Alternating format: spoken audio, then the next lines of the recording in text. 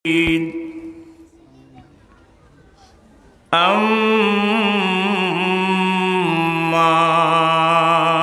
بعد فقد قال الله تعالى في شأن حبيبه آمرا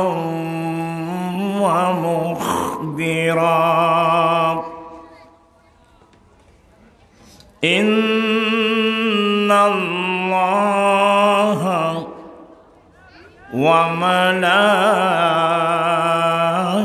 وملائكته يصلون على النبي يا أيها الذين آمنوا صلوا عليه وسلموا تسليما اللهم صل على سيدنا مولانا محمد وعلى آل سيدنا مولانا محمد يا رسول الله حبيبي خالقك تعطي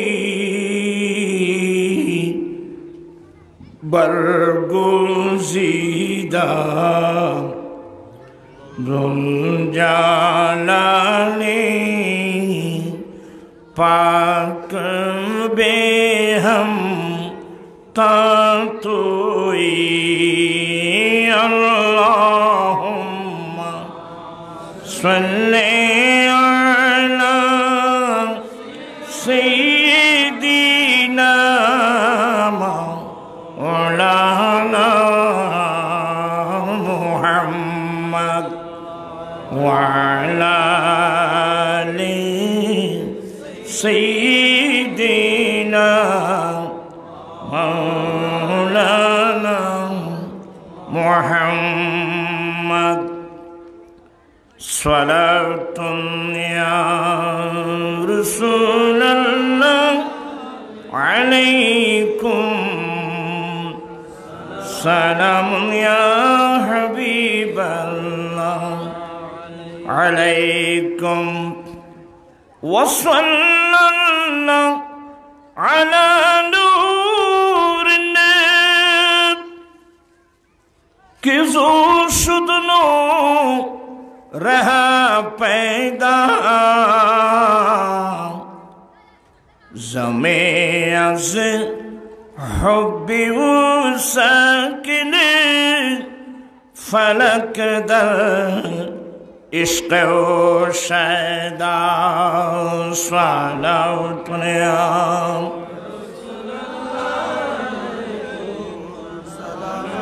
صلوات یا رسول اللہ علیکم سلام یا حبیب اللہ علیکم أعوذ بالله من الشيطان الرجيم بسم الله الرحمن الرحيم محمد رسول الله والذين معه أشداء على الكفار رحماء بينهم صدق الله مولانا العظيم وصدق رسوله النبي الحبيب الكريم ونحن على ذلك لمن الشاهدين والشاكرين والحمد لله رب العالمين ربي صل وسلم وبارك عليه উপস্থিত রাজবিয়া নুরিয়া কমিটি বাংলাদেশ জিওরি শাখার উদ্যোগে আয়োজিত 12তম সুন্নি সম্মেলনের সভাপতি আলহাজ মাওলানা আব্দুল খালেক শৌকি সাহেব মুদ্দাজিল্ল, অধ্যক্ষ বারোখান জামিয়া জমহুরিয়া কামিল মাদ্রাসা, প্রধান আলোচক হিসেবে তশরিফ আনবেন আজিজে গ্রামী মুজাহিদ মিল্লত মাওলানা মোহাম্মদ হাসান রাজা মুদ্দাজিল্ল,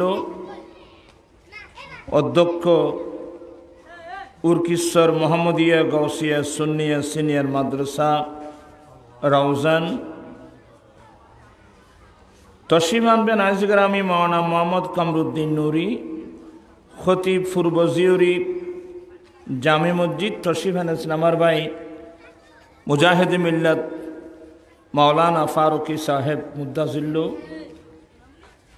এবং রাজবিয়া নুরিয়া কমিটির নেতৃবৃন্দ, বিশেষ করে আমার ভাই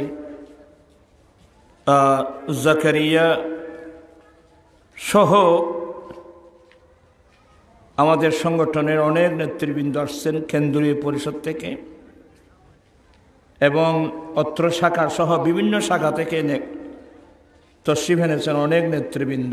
এখানে অনেক ওলামায়ে কেরামের নাম আছে, এগুলো একটা একটা বলতে গেলে অনেক সময় লাগবে। মহান রব্বুল আলমিনের দরবারে লাখো কোটি শুকরিয়া আদায় করছি যে রব্বুল আলমিন পবিত্র চাঁদে আয়োজিত এ কোরআন সুন্নাহর মজলিসে কিছুক্ষণ সময় প্রাণভরে বসে মহান রব্বুল আলমিনের কোরআনে পাকের আলোচনা, রসুল পাক সাল্লাল্লাহু আলাইহি ওয়াসাল্লামের হাদিসে পাকের আলোচনা, এক কথায় দ্বীনের আলোচনা শোনার আল্লাহ আমাদেরকে তৌফিক দিয়েছেন। এই কারণে মালিক ও মাওলার দরবারে শুকরিয়া আদায় করছি। সবাই উচ্চস্বরে বলুন আলহামদুলিল্লাহ। আপনাদের শুকরিয়া আদায় করছি যারা আসছেন, বিশেষ করে স্টেজে তশরিফ ফরমা আমার ডানে বামে অনেক উলামায়ে আহলে সুন্নাত এবং আমাদের রাজবিয়া কমিটির অনেক নেতৃবৃন্দ, যাদের আগমনে মাহফিলের সৌন্দর্য বৃদ্ধি হয়েছে, আমি প্রত্যেকের শুকরিয়া আদায় করছি। রব্বুল আলামিন আমাদের আশা বসা, বিশেষ করে আমাদের এই কমিটির জিওরি শাখা এবং বিভিন্ন শাখা থেকে আগত প্রত্যেকের মেহনত কষ্টকে আল্লাহ কবুল করুক। সবাই বলুন আমিন। আসলে আগের মতো সেই বয়সও নাই, বয়সের চাপ, কাজের চাপ সব মিলিয়ে বেশিক্ষণ আলোচনা করা যাবে না। ইনশাল্লাহ অনেক উলামায়ে কেরামরা তশরিফ এনেছেন, ইনশাল্লাহ পরক্ষণে ধারাবাহিক বক্তব্য রাখবেন। আমি কোরআন মাজিদ ফুরকানে হামিদের একটি আয়াতে কারিমা তেলাওয়াত করলাম। মুহাম্মাদুর রাসূলুল্লাহ, মুহাম্মদ সাল্লাল্লাহু আলাইহি ওয়াসাল্লাম আল্লাহর রসুল। বলছেন কে? আল্লাহ নিজে। আল্লাহ নিজেই বলছেন মুহাম্মাদুর রাসূলুল্লাহ, মুহাম্মদ সাল্লাল্লাহু আলাইহি ওয়াসাল্লাম আল্লাহর রসুল। আসলে আমরা এমন এক সময় আসলাম, আমাদের দেশে তো আলেম ওলামাদের কোনো কি নেই, অভাব নেই। অনেকেই শুধু লা ইলাহা ইল্লাল্লাহ লা ইলাহা ইল্লাল্লাহ বলে। মুহাম্মদুর রাসূলুল্লাহ শব্দটা তাদের মুখ দিয়ে সহজে আসে না। এটা আসলে নসিবের মামলা। এই জন্য আমি কোরআন শরীফতে বললাম মুহাম্মাদুর রাসূলুল্লাহ। আল্লাহ বলেন মুহাম্মদ সাল্লাল্লাহু আলাইহি ওয়াসাল্লাম আল্লাহর রসুল। এখানে আরেকটা কিছু কথা বলি। একজন মানুষ আজীবন কলমা পড়লো লা ইলাহা ইল্লাল্লাহ লা ইলাহা ইল্লাল্লাহ লা ইলাহা ইল্লাল্লাহ। এখন আমাদের দেশে অনেক ষড়যন্ত্র হচ্ছে ইসলাম নিয়ে। এখন অনেক স্লোগান দেখবেন, তৌহিদি জনতা, কি নাম দে, এ ধরনের স্লোগান আছে না? আপনারা খুব সতর্ক। তৌহিদি জনতা মানে এরা শুধুমাত্র লা ইলাহা ইল্লাল্লাহ এটা পড়ে, এটাকে বিশ্বাস করে যে আল্লাহ ছাড়া কোনো ইলাহ নাই, আল্লাহ ছাড়া কোনো মাবুদ নাই।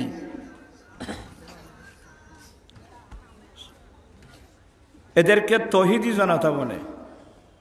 আমাদের স্লোগান হবে মুসলিম জনতা। কি বললাম? এই কথাগুলো মনে থাকবে। কোন জনতা? আমরা মুসলিম জনতা। মুসলিম জনতা বললে এখানে আল্লাহর তাওহীদ ওয়াহদানিয়তের স্বীকৃতি আছে, রাসূল পাক সাল্লাল্লাহু আলাইহি ওয়াসাল্লামের রিসালাতের স্বীকৃতিও আছে। তাওহীদি জনতা বলল এখানে রাসূল পাকের রিসালাতের কোনো আলোচনা নেই, শুধু লা ইলাহা ইল্লাল্লাহ। আপনারা কি পার্থক্যটা বুঝে পারলেন? আমরা মুসলিম জনতা। আরো সবচেয়ে বড় মজার ব্যাপার হলো আল্লাহর নবী বলেন কুল ইন্না সালাতি ওয়া নুসুকি ওয়া মাহইয়ায়া ওয়া মামাতি লিল্লাহি রাব্বিল আলামিন লা শারীকা লাহু ওয়া বিযালিকা উমিরতু ওয়া আনা আফযালুল মুসলিমিন। বড় মজার বিষয় এখানে আমার রাসূল নবুয়তের জবানে ঘোষণা দিচ্ছেন। আল্লাহ বলেন, হে নবী আপনি বলুন, কি? নিশ্চয় আমি নবীর নামাজ, আমার কোরবানি, আমি নবীর নামাজ, আমার কোরবানি, আমি নবীর গোটা লাইফ, আমি নবীর ইন্তেকাল, সবগুলো একমাত্র রব্বুল আলামিনের জন্যে। লা শারীকা লাহু, যার কোনো অংশীদার নাই। ওয়া বিযালিকা উমিরতু, এ বিষয়ে আমাকে নির্দেশ দেওয়া হয়েছে। ওয়া আনা আফযালুল মুসলিমিন, আমি নবী সর্বপ্রথম মুসলমান। আমার নবী সর্বপ্রথম মুসলমান। কথা বলছে না কেন? আমার নবী আফজালুল মুসলিমিন, মুসলমানদের মধ্যে আমার রাসূল 1 নম্বর। এই জন্য আমাদের স্লোগান হবে মুসলিম জনতা। আপনারা কি আমার কথাটা বুঝতে পারছেন? আমাদের স্লোগান কি? তৌহিদি জনতা, এটা আমাদের স্লোগান নয়। মুসলিম জনতা। নবী বলছেন ওয়া আনা আফজালুল মুসলিমিন। আমার নবী কেটা বলছেন ওয়া আনা আফজালুল মুওয়াহহিদিন, এটা বলছে না ওয়া আনা আফজালুল মুসলিমিন, আমি সর্বপ্রথম মুসলমান। তাহলে রাসূল পাক সাল্লাল্লাহু আলাইহি ওয়াসাল্লাম নিজেকে যখন সর্বপ্রথম মুসলিম বলছেন, আমরা সেই নবীর অনুসারী। এর জন্য আমাদের স্লোগান হবে কি? মুসলিম জনতা। মুসলিম জনতা বললে এটা নবীর অনুসারী। আমি কি সহজে বুঝাতে পারলাম?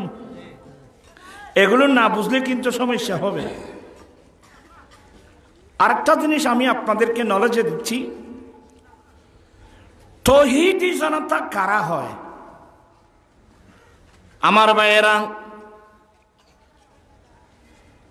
হযরত সাইয়্যিদুনা ঈসা আলাইহিস সালামকে আল্লাহ দুনিয়াবি 40 বছর বয়স যেটা নবুয়তের দায়িত্ব, ঈসা আলাইহিস সালাম নবুয়তের দায়িত্ব পালন করার পরে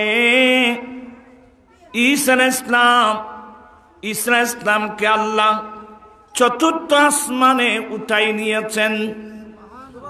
কারণ ঈসা আলাইহিস সালাম আল্লাহর কাছে দোয়া করেছিলেন, মালিক মাওলা, তুমি আমাকে রাসূল বানিয়েছো, তুমি আমাকে আসমানি কিতাব দিয়েছো, ইনজিল কিতাব। আল্লাহ তুমি আমাকে অনেক মুজিজা দিয়েছো, কিন্তু আল্লাহ আমি ঈসা আমার পক্ষ থেকে তোমার কাছে একটা নিয়ামতের জন্য দরখাস্ত করছি। আল্লাহ তুমি আমাকে আখিরি জামানার তোমার মাহবুব নবীর উম্মত হিসেবে কবুল করো। ঈসা আলাইহিস সালামের দোয়া আল্লাহর দরবারে কি হলো? কবুল হয়ে গেল। ঈসা আলাইহিস সালামের দোয়া যখন আল্লাহর দরবারে কবুল হয়ে গেল, আল্লাহ ওনাকে রিসালতের যে দায়িত্ব দিয়ে, আসমান কিতাব ইনজিল কিতাব দিয়ে, নবুয়তের দায়িত্ব দিয়ে পাঠিয়েছেন। দুনিয়াবে 40 বছরের মধ্যে এই নবুয়তের দায়িত্ব পালন যখন শেষ হলো, আল্লাহ ঈসা আলাইহিস সালামকে চতুর্থ আসমানে উঠাই নিয়েছেন। এখনো ঈসা আলাইহিস সালাম চতুর্থ আসমানের মধ্যে আছে। এখনো ঈসা আলাইহিস সালাম আছে তো? কোথায়? চতুর্থ আসমানে অপেক্ষা করছে। আল্লাহ কখন নির্দেশ দিচ্ছেন উনি চতুর্থ আসমান থেকে আবার এই জমিনের মধ্যে আসবে, আমার দয়াল নবীর কলমা পড়ে আমার নবীর উম্মতের অন্তর্ভুক্ত হওয়ার জন্যে। আল্লাহু আকবার। আমরা কোন জাতি জানেন? ঈসা আলাইহিস সালাম আসবে না? কথা বলছেন না কেন? হাদিস একটা পড়েন, এটা বুখারীর হাদিস, মুসলিমে তো আছে। কালা, সবাই মহব্বত করে পড়তেছেন, অলস মন নিয়ে কেউ হাদিস শরীফ পড়বেন না। কালা রাসূলুল্লাহি সাল্লাল্লাহু আলাইহি ওয়াসাল্লামা কাইফা আনতুম ইযা নাযালা ইবনু মারইয়ামা ফীকুম ওয়া ইমামুকুম মিনকুম। আমার দয়াল নবী বলেন, উম্মত আচ্ছা বলো তো সেদিন তোমাদের মর্যাদা কত বড় হবে? এ আমার উম্মত, সেদিন তোমাদের মর্যাদা কত বড় হবে? যেদিন মরিয়মের ছেলে ঈসা আসমান থেকে জমিনে আসবে, কিন্তু ইমামুকুম মিনকুম, ইমাম হবে তো তোমাদের মধ্য থেকে।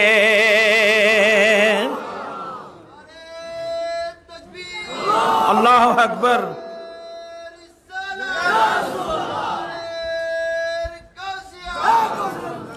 ইমাম হবে তো, ইমাম হবে তোমাদের মধ্য থেকে।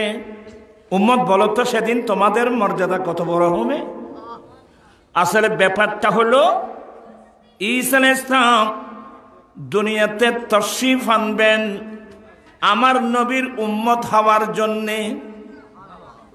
আল্লাহু আকবার। আমার আশ্চর্য লাগে যে এত বড় বড় 4 জন রসুলের মধ্যে একজন ঈসা আলাইহিস সালাম, উনি সাহেবে কিতাব, আল্লাহ ওনাকে ইনজিল কিতাব দান করেছেন। এত বড় রসুল হওয়ার পরেও আমাদের দয়াল নবীর উম্মত হওয়ার জন্য দুনিয়াতে আসবেন। আমাদের সে অনুভূতি আমাদের মধ্যে কি আছে? তাই বলেন তো, ঈসা আলাইহিস সালাম 4র্থ আসমান থেকে জমিনে আসবেন, কোন কিতাবটার হাতে থাকবে বলবেন? কেন ওনার এর আগে ঈসা আলাইহিস সালামের উপর যে ইনজিল কিতাব নাযিল করেছিলেন, সেই কিতাব কি ঈসা আলাইহিস সালাম আবার নিতে পারবে? প্রাণ ইসলামী ভাইরা, আজকে যে আল্লাহর কোরআন বাদ দিয়ে আজেবাজে মানুষের বই নিয়ে জীবন কাটাচ্ছেন, আল্লাহর বই আমাদের মধ্যে আছে। ঈসা আলাইহিস সালাম 4র্থ আসমান থেকে জমিনে আসবেন। কোথায় আসবেন জানেন? আল্লাহর নবী ঈসা আলাইহিস সালাম আমার নবীর উম্মত হওয়ার জন্য আসবেন সিরিয়ার রাজধানী দামেস্কের জামে মসজিদে ফজরের জামাতে। তখন ইমামতির মুসাল্লায় থাকবেন ইমাম মাহদী রাদিয়াল্লাহু তাআলা। ইমাম মাহদী হবেন এই নবীর উম্মতের লাস্ট গৌসুল আজম। ইমাম মাহদী আমার নবীর বংশ দিয়ে আসবেন, উনি ইমামতির মুসাল্লায় থাকবেন। আল্লাহর নবী ঈসা আলাইহিস সালাম 4র্থ আসমান থেকে সরাসরি দামেস্কের জামে মসজিদে ফজরের জামাতে তশরিফ আনবেন। ইমাম মাহদী বুঝতে পারবেন আল্লাহর নবী ঈসা আলাইহিস সালাম তশরিফ এনেছেন, ইনি যদিও আমার নবীর উম্মত হবার জন্য আসছেন, তারপরও বড় বড় 4 জন রসুলের মধ্যে একজন, ওনাকে সম্মান করতে হয়। ইমাম মাহদী রাদিয়াল্লাহু তাআলা আনহু বা ইমাম মাহদী আলাইহিস সালাম ইমামতির মুসাল্লা থেকে পিছনের দিকে আসার চেষ্টা করবেন। ঈসা আলাইহিস সালাম দাঁড়িয়ে ওনার ফিট মোবারক ধরে বলবেন, না না, আপনি আসবেন না, আপনি ইমামতি করবেন, আমি আপনার উপর ইক্তেদা করে নামাজ আদায় করব। আল্লাহু আকবার। ওই কথাটা আমার রাসূল বলছেন, উম্মত সেদিন তোমাদের মর্যাদা কত বড় হবে, যেদিন মরিয়মের ছেলে ঈসা আলাইহিস সালাম জমিনের মধ্যে আসবে, কিন্তু ইমাম হবে তো তোমাদের মধ্য থেকে। বলো তো সেদিন তোমাদের মর্যাদা কত বড় হবে? আল্লাহু আকবার বলবেন না? এখানে এই কথাটা কেন আনলাম? ঈসা আলাইহিস সালামকে আল্লাহ যখন 4র্থ আসমানে উঠায় নিয়েছেন, মনোযোগ সবার আছে তো? ঈসা আলাইহিস সালামকে আল্লাহ 4র্থ আসমানে উঠায় নেওয়ার পর থেকে 570 বছর পর্যন্ত এই জমিনের মধ্যে আল্লাহ অন্য কোন নবী রাসূল পাঠান নাই। কথা বলছেন না কেন? আল্লাহ এই 570 বছরের মধ্যে আল্লাহ অন্য কোন নবী রাসূল পাঠান নাই। তো নবী রাসূল যখন পাঠান নাই, তখন এই ময়দানটা একেবারে খালি পেয়ে গেল। ময়দানটা একেবারে খালি। আমার ভাইয়েরা, ঈসা আলাইহিস সালামকে চতুর্থ আসমান উঠায় নেওয়ার পর থেকে আমার দয়াল নবী দুনিয়াতে আসা মাঝখানে 570 বছরের দূরত্ব। ওই 570 বছরের মধ্যে যেহেতু আল্লাহ কোন নবী রাসূল পাঠান নাই, তো এই সময়ের মধ্যে কি কোনো মুসলমান ছিল না? কি বড় কথা বুঝতেছেন না আপনারা? কে এর ভিতরে কি কোনো মুসলমান ছিল না? আমার নবীর দাদাজান খাজা আব্দুল মুত্তালিব খানায়ে কাবার মুতাওয়াল্লি, এখানে অনেক বড় বড় অ্যাক্সিডেন্ট করছে। আজকে আমাদের দেশে ইসলামের নামে এই আহলে সুন্নাত ওয়াল জামাত যে নামক যে দলটা আছে, এটা ছাড়া ইসলামের নামে যত দল আছে, এদের আকীদা হলো আমার নবীর মা বাবা কাফের অবস্থায় মারা গেছে। কেমন লাগলো? কোন মানুষ যদি নবীর মা বাবাকে কাফের বলে,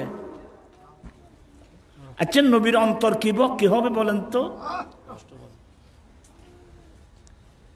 নবীর অন্তরে এত বড় আঘাত দেওয়া। ইন্নাল্লাযীনা ইউযুনাল্লাহা ওয়া রাসূলাহু লা'নাহুমুল্লাহু ফিদ দুনিয়া ওয়াল আখিরাহ। আল্লাহ ডাইরেক্ট কোরআনে বলছেন, যারা আল্লাহ এবং আল্লাহর রাসূলকে কষ্ট দেবে তাদের উপর দুনিয়া আখিরাতের মধ্যে আল্লাহর অভিশাপ। নাউযুবিল্লাহ, সুবহানাল্লাহ। কোথায় কোন শব্দ বলবা এগুলো শিখছেন, এমনি দূরতেছ। নাউযুবিল্লাহ বলেন। লা'নাহুমুল্লাহু ফিদ দুনিয়া ওয়াল আখিরাহ, আল্লাহ তাদের উপর দুনিয়া আখিরাতের মধ্যে আল্লাহর অভিশাপ। ওয়া আ'আদ্দা লাহুম আযাবাম মুহিনা, আল্লাহ তাদের জন্য বড় মারাত্মক শাস্তি আযাব নির্ধারণ করে রাখছে। নাউযুবিল্লাহি মিন যালিক। আমার নবীর মা বাবা কাফের। আপনাদের কথাটা শুনতে কেমন লাগলো বাবা? আমার নবীর মা বাবাকে রে কাফের অবস্থায় মারা গিয়েছে বলছে। অ্যাক্সিডেন্টটা কোথায় জানেন?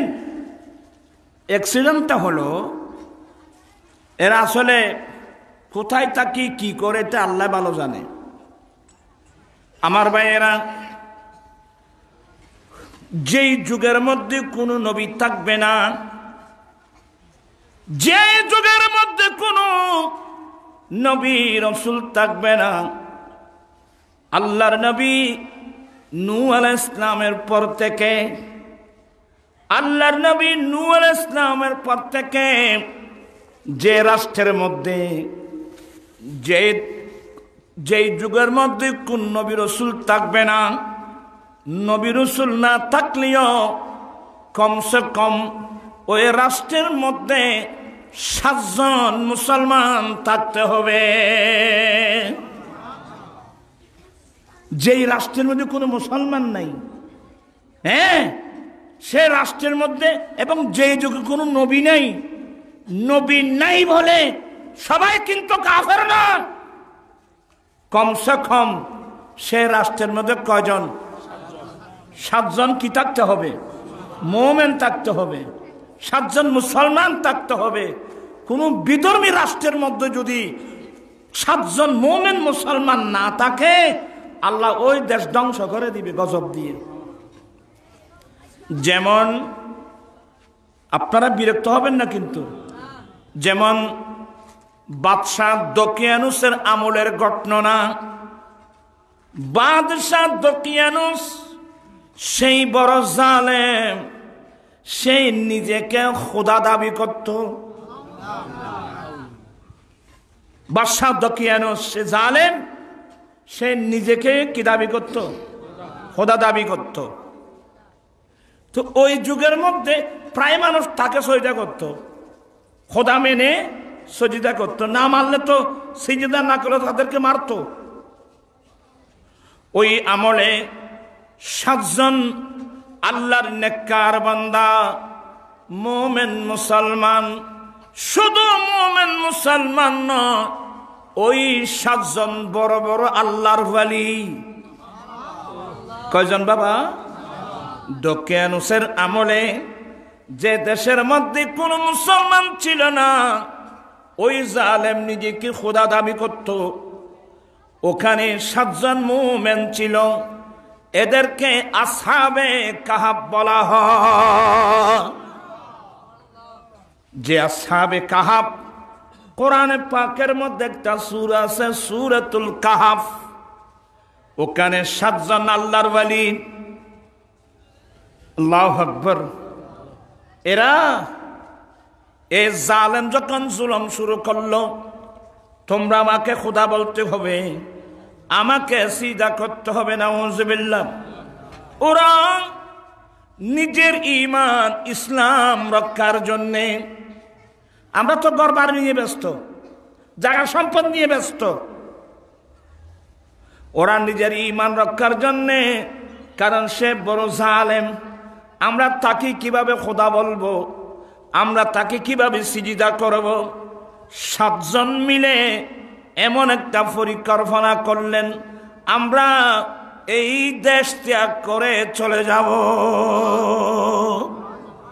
আমরা এই দেশ ত্যাগ করে ওই জায়গায় চলে যাব যেখানে আমরা নির্দ্বিধায় নির্বিঘ্নে ঈমান ইসলাম প্রকাশ করতে পারব।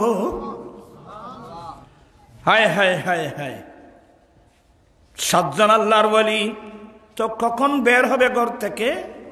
বলে মাগরিবের পর থেকে। মাগরিবের পর যখন অন্ধকার হয়, এই অন্ধকার সময়ে আমরা বেরিয়ে যাব ঘর থেকে, আমরা চলে যাব। ওরা 7 জন আল্লাহর ওয়ালি, 7 জন নেককার মুমিন মুসলমান, ওরা ঘর থেকে বেরিয়ে গেল। যাবার সময় হঠাৎ সামনে সঙ্গে পেয়ে গেল এক কুকুর। এটা কুত্তজ্ঞ আগে সমস্যা, শুধু আপনি কুকুর বললে হবে না, আল্লাহর কোরআনে সেই কুকুরের নাম রাখা হলো কিতমির। এরা বলে আমরা তো খুব গোপনে এ জালেমের রাজ্য ত্যাগ করে চলে যাচ্ছি মাগরিবের পর থেকে, তো কুকুরের একটা স্বভাব হলো গেও গেও করা। কুকুরের একটা স্বভাব কি? একটা গাছের ভাতা পড়লেও গেও আছে না? তো আল্লাহর ওয়ালিরা বলেন, এ 7 জন বলেন একটা কাজ করো, এই কুকুরকে মেরে তাড়িয়ে দাও, কারণ এ যদি আমাদের সঙ্গে থাকে ফতে ফতে ফতে ফতে গেও গেও করবে, আর দকিয়ানুসের সৈন্যরা কুকুরের সাউন্ড ধরে এসে আমাদেরকে অ্যারেস্ট করে ফেলবে। তখন বেত নিলেন, বেত নিয়ে কুকুরকে মেরে তাড়িয়ে দেবে। যখন বেত নিয়ে কুকুরকে মারার চেষ্টা করল, রব্বুল আলামিন ওই কুকুরের জবান খুলে দিল। ওই কুকুরের জবান খুলে দিল, হুজুর আপনারা আমাকে মারবেন না, যেই ভয়ে আপনারা আমাকে মেরে তাড়ানোর চেষ্টা করছেন। এই কুকুর বলে, যে জালেমের জুলুম থেকে নিজের ঈমান ইসলামের হেফাজতের জন্য 7 জন আল্লাহর ওয়ালি এই দেশ ত্যাগ করে চলে যাচ্ছে, আমি কুকুর হলেও এ জালেমের দেশে আমি থাকবে না, আমি আপনাদের সঙ্গে চলে যাব।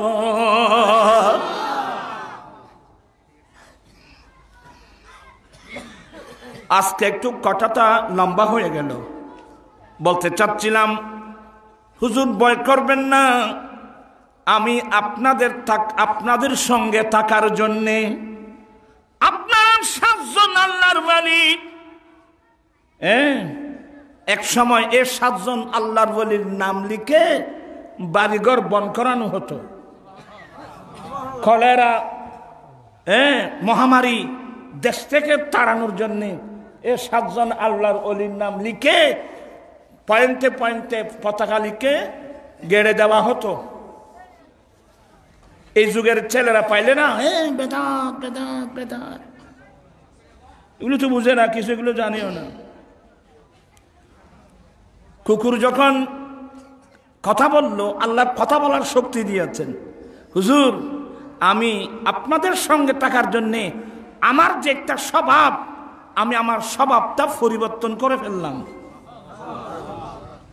প্রাণপ্রিয় ইসলামী ভাইরা, একটা কুকুর যদি আল্লাহর ওলির সঙ্গে থাকার জন্যে তার পুরানো একটা স্বভাব কমপ্লিট পরিবর্তন করতে পারলো, আমরা ইমামুল আম্বিয়ার সঙ্গে থাকার জন্যে আমরা কি আমাদের পুরানো চরিত্র কি পরিবর্তন করতে পেরেছি? আজকের ওয়াজের মূল বিষয় এটাই। আসো আমরা আমাদের সমস্ত এই অপসংস্কৃতি, আমার এই চরিত্রগুলো পরিবর্তন করব, আমরা মুস্তাফার আদর্শে আদর্শবান হব। ঠিক কিনা ভাইয়েরা? রাজি আছেন তো? সব হাত উঠাই বলতে হবে রাজি আছেন কিনা।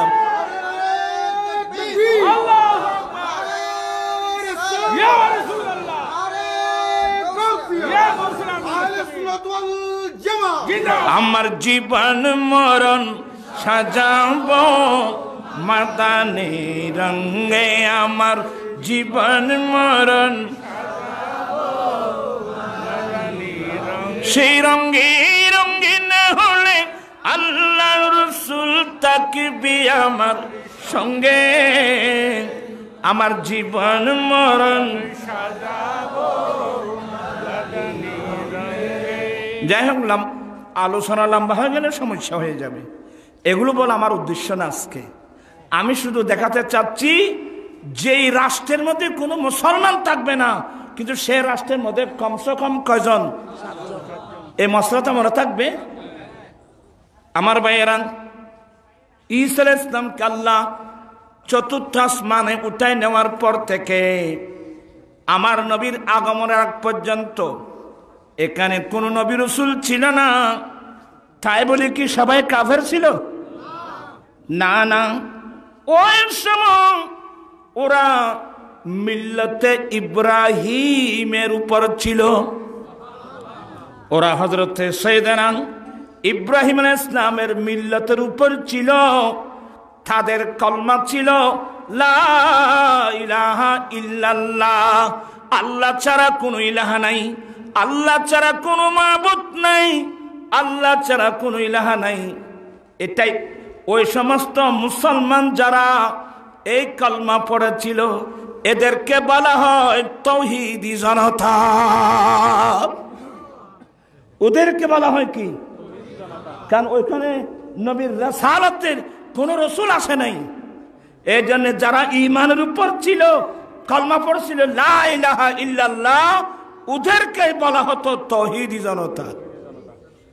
আমি কি কথা কি বুঝাতে পারলাম?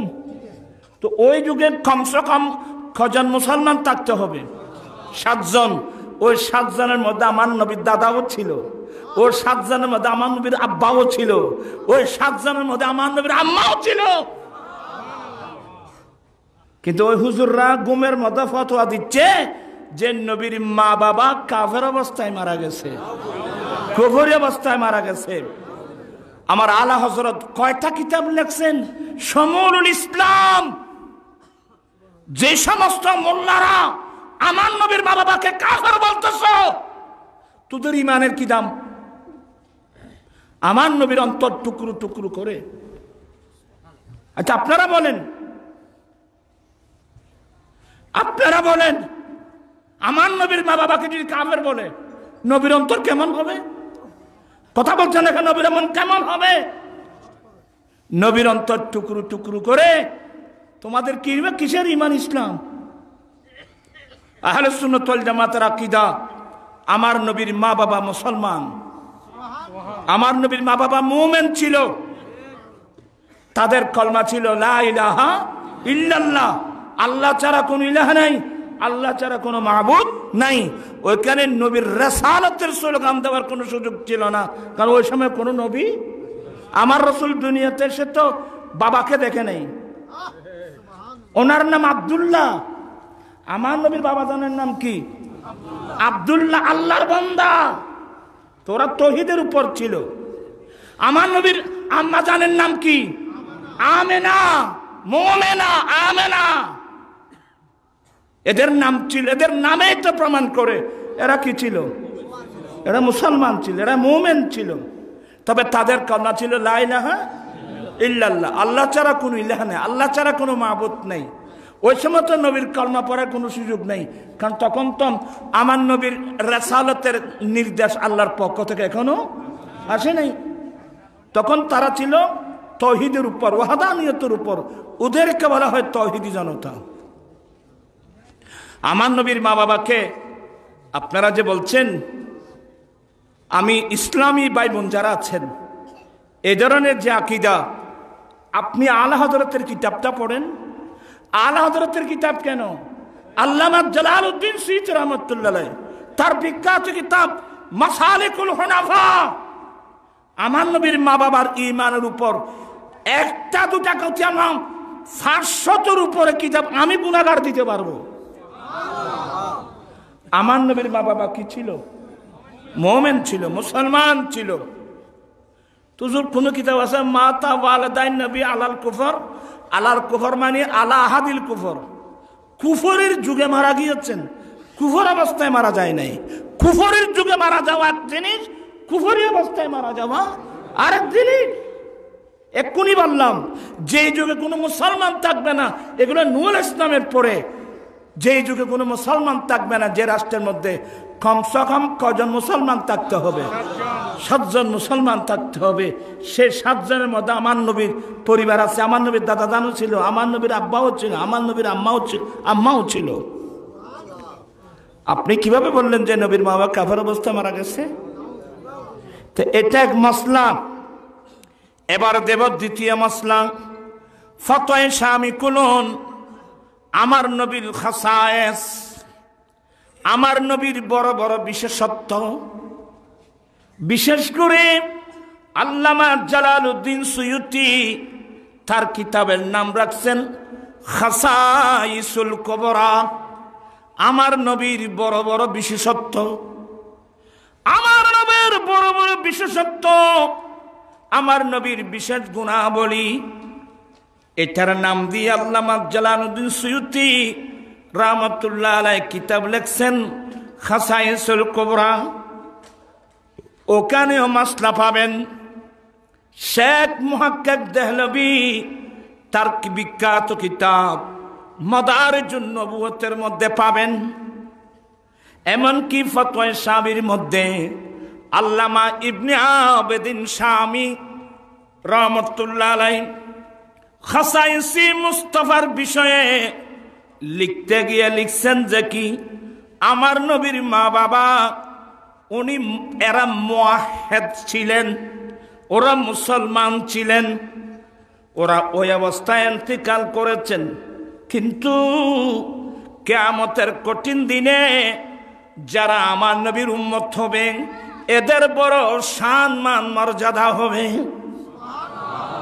আমার নবীর উম্মত যারা, তাদের সম্মান বড় না? মানুষ এগুলো রাখবে না।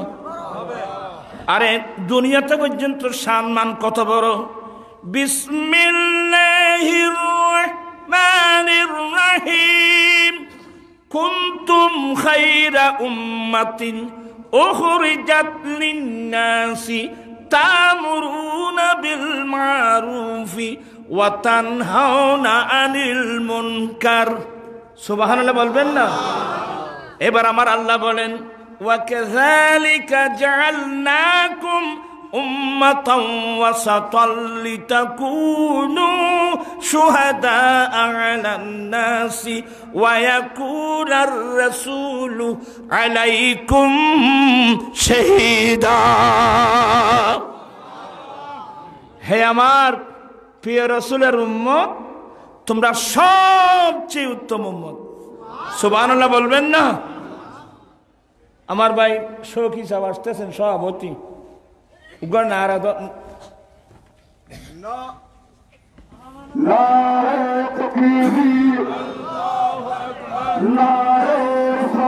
আকাল শেয়ারেন তো না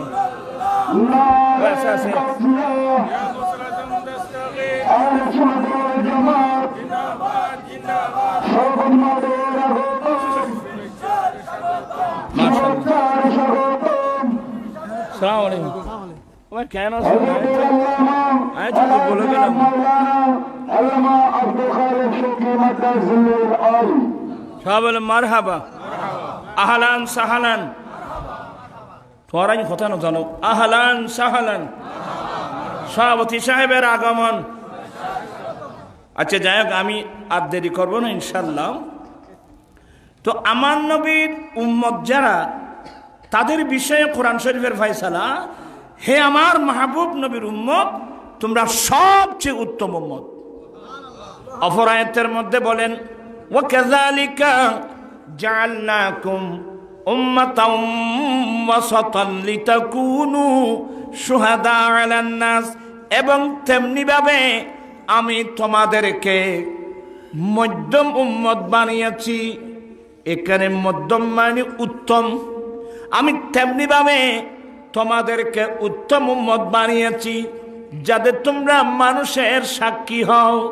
সুবহানাল্লাহ। তাহলে আমার নবীর উম্মত যারা, এরাদের সবচেয়ে উত্তম, এটা সবচেয়ে উত্তম উম্মত। আমার নবীর যারা উম্মত, যারা সবচেয়ে উত্তম উম্মত, দুনিয়াতেও সবচেয়ে উত্তম উম্মত, কিয়ামতের মাঠেও উত্তম উম্মত হিসেবে আমরা উঠব। আমরা সাক্ষী দেব, সাক্ষীদাতা কার? এই আয়াতের তাফসীর কুলেন ইমাম বুখারী। এর তাফসীরে বুখারী শরীফের মধ্যে হাদিস নকল করেছেন, আল্লাহ কিয়ামতের মাঠে নূহ আলাইহিস সালামের উম্মতদেরকে ডাকবেন, এ আমার নবী নূহ আলাইহিস সালাম, নূহ নবীর উম্মত, আমি তোমাদের কাছে আমার নবী পাঠিয়েছিলাম, ৯৫০ বছর তোমাদের কাছে ইসলামের দাওয়াত দিয়েছিলেন, তোমরা দাওয়াত গ্রহণ করো নাই কেন? ওরা কিয়ামতের মাঠে অস্বীকার করবে, না তো আল্লাহ আমাদের কাছে তোমার কোন নবী আসে নাই। নাউজুবিল্লাহ বলছেন, মিশা কথায় উনি কিয়ামতের মাঠে তো বলল আমাদের কাছে যাদের কাছে ৯৫০ বছর আল্লাহর নবী নূহ আলাইহিস সালাম ইসলামের দাওয়াত দিয়েছেন, এরা বলবে না না আল্লাহ আমাদের কাছে তোমার কোন নবী আসে নাই। আল্লাহ নূহ আলাইহিস সালামকে ডাকবে, নূহ তুমি এদের কাছে যাও নাই, এদের কাছে ইসলাম প্রচার করো নাই? হ্যাঁ আল্লাহ করছি তো, ৯৫০ বছর করছি তো, এরা দুষ্টু, এরা ঈমান আনে নাই। তো ওরা বলতে যে আপনি জান নাই? তো ওরা বলে হুজুর উনি যদি আমাদের কাছে এসে থাকে, ওনার কাছে জিজ্ঞাসা করেন সাক্ষীকে। ও আল্লাহ বলবেন এটাও তো একটা কথা, নূহ তোমার সাক্ষীকে, তুমি যে ৯৫০ বছর পর্যন্ত মানুষের কাছে ইসলামের দাওয়াত দিয়েছো, তোমার সাক্ষী? বলে আল্লাহ আমার সাক্ষী আছো তো। কে? আল্লাহ আমার সাক্ষী হলো আখিরি জামানার প্রিয় নবীর উম্মত। আজীব মামলা। ওরা বলবে আল্লাহ সাক্ষীর জন্য শর্ত হলো ঘটনাক্রমে উপস্থিত থাকা, কিন্তু নূহ আলাইহিস সালাম আমাদের কাছে যখন আসার কথা বলছেন, তখন তো নবীও আসে নাই, ওনার উম্মতও আসে নাই, ওরা আমাদের সাক্ষী দিবে কিভাবে? এটা মিথ্যা সাক্ষী না? বলো এটাও তো একটা কথা। আমাদেরকে ডাকবেন, তখন আমাদেরকে ডাকবেন মানে উম্মতে মুহাম্মদীদেরকে ডাকবেন। ওখানে সিদ্দিক ১ নম্বর থাকবে, সিদ্দিক আকবর রাদিয়াল্লাহু তাআলা, ওখানে ফারুক আজম থাকবেন, ওসমান যুন্নুরাইন মাওলা আলী, এরা থাকবেন। আমার আল্লাহ জিজ্ঞাসা করবেন তোমরা কি আমার নবী নূর পক্ষে সাক্ষী দিতে পারবো? হ্যাঁ সাক্ষী, আমরা সাক্ষী দিচ্ছি তো আল্লাহ, তোমাদের নবী সত্য, তোমার নবীর সত্য, তোমার নবী একেবারে সত্য, নির্ভুলভাবে নিরলসভাবে ওদের কাছে ইসলামের দাওয়াত দিয়েছেন। এরা বড় দুষ্টু, নবীর দাওয়াত গ্রহণ করে নাই। তো আল্লাহ বলবেন তোমরা তো তখন ছিলে না, তোমরা তো তখন ছিলে না, তোমরা কিভাবে নূহ আলাইহিস সালামের পক্ষে সাক্ষী দিচ্ছ? বলে আল্লাহ আমরা ছিলাম না, থাকার প্রয়োজন নাই। এরা যে তোমার নবী নূহ আলাইহিস সালাম তাদের কাছে ইসলামের দাওয়াত দিয়েছেন, এরা দুষ্টমি করছেন, সমস্ত ঘটনাগুলো তুমি তোমার কোরআন শরীফের মধ্যে রেকর্ড করছো। আমরা দয়াল নবীর জবান থেকে শুনেছি, হাদিসে পাকে তোমার কোরআন শরীফে পেয়েছি সমাজ সমস্তাম বিক্রম সত্য, এরা দুষ্ট। অতএব আমরা কোরআন পড়ে ওলামায়ে কেরামের জবান থেকে শুনে আমাদের দৃঢ় বিশ্বাস আমরা ঈমান এনেছি। আয়াতিম ফরানা ফয়দা দি আল্লাহুম্মা সাল্লি আলা সাইয়্যিদ আল্লাযীনা ইউমিনুনা বিল গায়ব ওয়া ইউকিমুনাস সালাতা ওয়া মিম্মা রাযাকনাহুম ইউনফিকুন। তারপর পড়ো গরি শায়রি দিবে এখন والذين يؤمنون بما أنزل والذين يؤمنون بما أنزل إليك আল্লাহ আমরা ঈমান আনলাম তোমার বিমা উনজিলা হে রাসূল আমরা আপনার উপর ঈমান আনলাম, আপনার উপর যে কোরআন নাযিল করছেন সেটার উপর আমরা ঈমান আনলাম। ওয়ামা উনজিলা মিন ক্বাবলিক আপনি নবীর আগে যত নবীদের উপর যত আসমানে কিতাব নাযিল করা হয়েছে সেটার উপরও আমরা ঈমান আনলাম। সেই কিতাব সম্পর্কে আমাদের আইডিয়া আছে তো। আমার দয়াল নবী বলছেন তো তোমার নবী সত্য, এরা দুষ্ট। তো আমি বুঝাতে চাচ্ছিলাম কিয়ামতের কঠিন দিনে এত বড় আল্লাহর রসুল নূহ আলাইহিস সালামের পক্ষে এই উম্মতে মুহাম্মদী সাক্ষী দেবে, তাহলে এই নবীর উম্মতের মর্যাদা কত বড়। আমার ভাইয়েরা ফতোয়া শামে লিখতেছেন, আল্লামা জালালউদ্দিন সুয়ুতী রাহমাতুল্লাহ লিখতেছেন, শেখ মুহাক্কিক দেহলভী দেখতেছেন, আমার নবীর মা বাবা দুজন তো মিল্লতে ইব্রাহিমের উপর ছিল, ওরা ঈমান অবস্থার উপর ছিল, ঈমান নিয়ে চলে গেছেন। ঈমান নিয়ে না গেলে তো আমার রাসূল কোনোদিন জিয়ারত করতে যেতেন না। আপনি মিশকাত শরীফ খুলেন, জারান নবী সাল্লাল্লাহু আলাইহি ওয়াসাল্লাম কবরা উম্মিহি ফাবাকা ওয়া আবকা মান হাওলাহু। আমার রাসূল 1000 সাহাবা নিয়ে হুদায়বিয়ার সন্ধি করে আমার দয়াল নবী মদিনা পাক থেকে রওনা হয়েছিলেন উমরা হজের উদ্দেশ্যে। হুদায়বিয়া নামক জায়গায় বাধাপ্রাপ্ত হলেন, অনেক লম্বা আলোচনা, ওখানে সন্ধি হলো। আমার নবীর সাথে কুরাইশ বংশের সাথে কি হলো? সন্ধি হলো।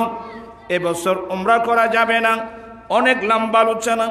নবী নির্দেশ দিলেন তোমরা ইহরাম খুলে ফেলো, যার যার কাছে কোরবানি আছে এগুলো করে দাও। সবাই শুরু করলেন কান্নাকাটি। হে আল্লাহ, এখন ফারুক আজম তাকে বারে, ইয়া রাসূলুল্লাহ আমাদের ধর্ম সত্য নয় কি? আপনি কি সত্য রাসূল নয় কি? কেন আমরা এখানে এসে হারাম খুলে ফেলবো? কতদিন পরে আল্লাহর ঘরে যাচ্ছিলাম, আল্লাহ বলেন ইন্না ফাতাহনা লাকা ফাতাহাম মুবিনা। মাহবুব আমি আপনার জন্য আপনি কে?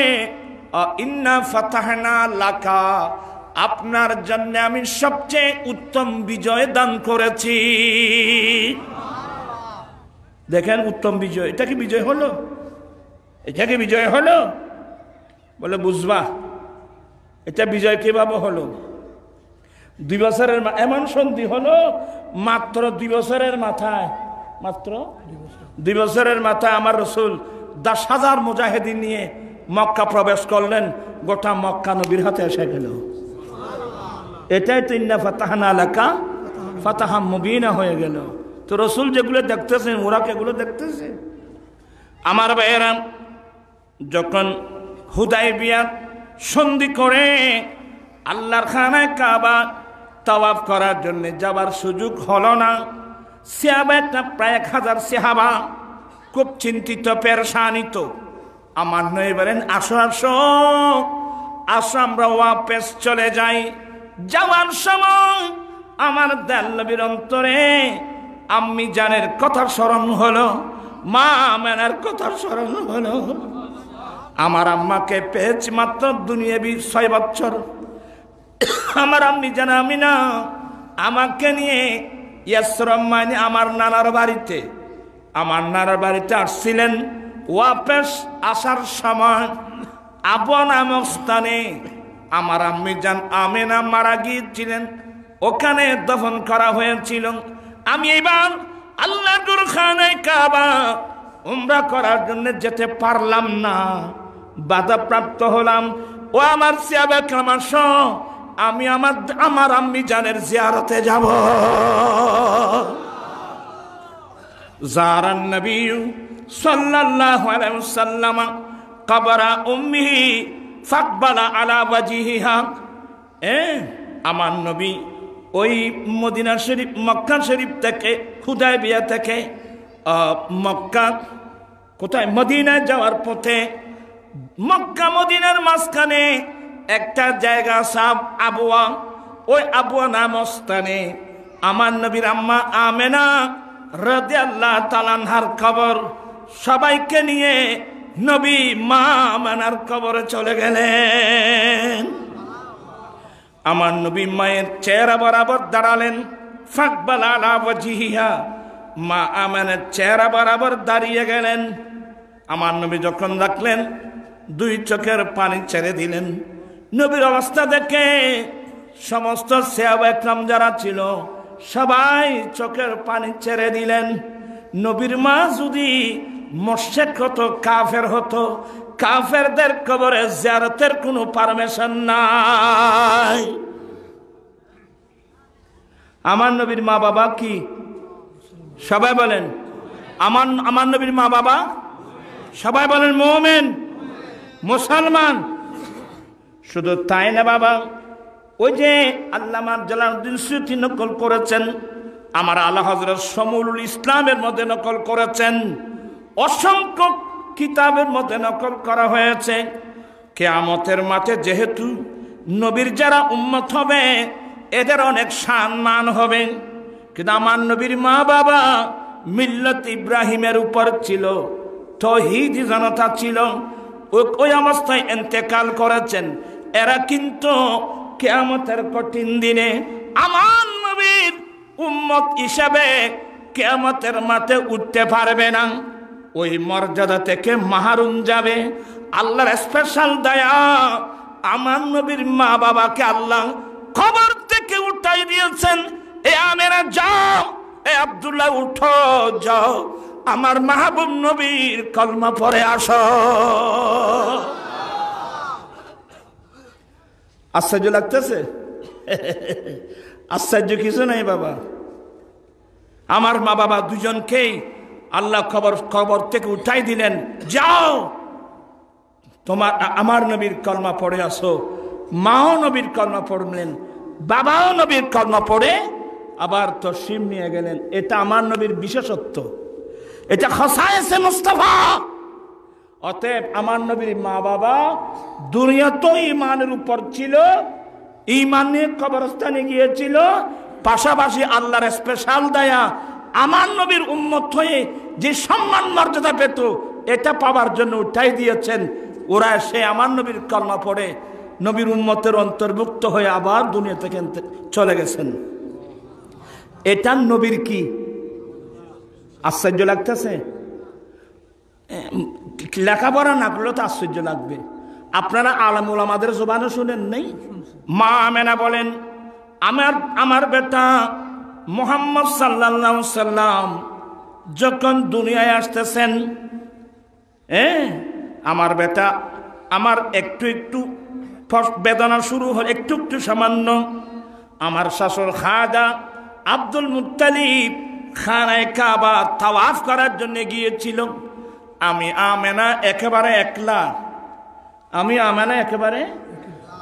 একেবারে একলা।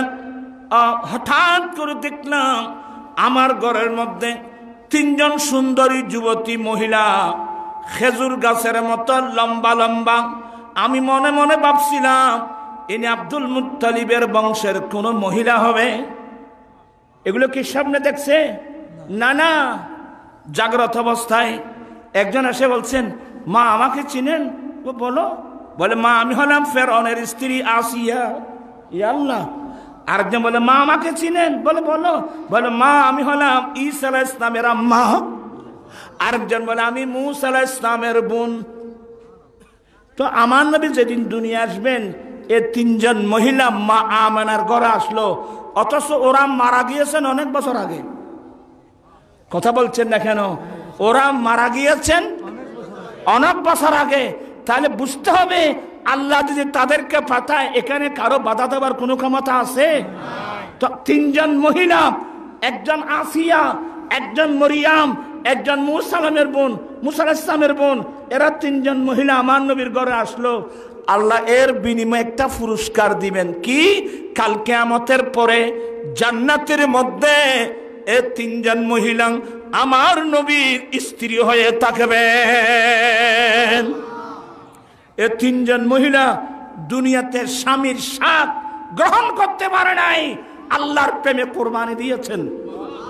এ তিনজন আমার নবী যেদিন আসবেন, আমার নবীর আগমনে, আমিনা তুঝে কো মুবারক শাহ কি মিলাদ হো, আমিনা তুঝকো মুবারক শাহ কি মিলাদ হো, तेरी अंगन नूरी बल्कि घर का घर सब नूर है, ईद मिलादुन नबी है,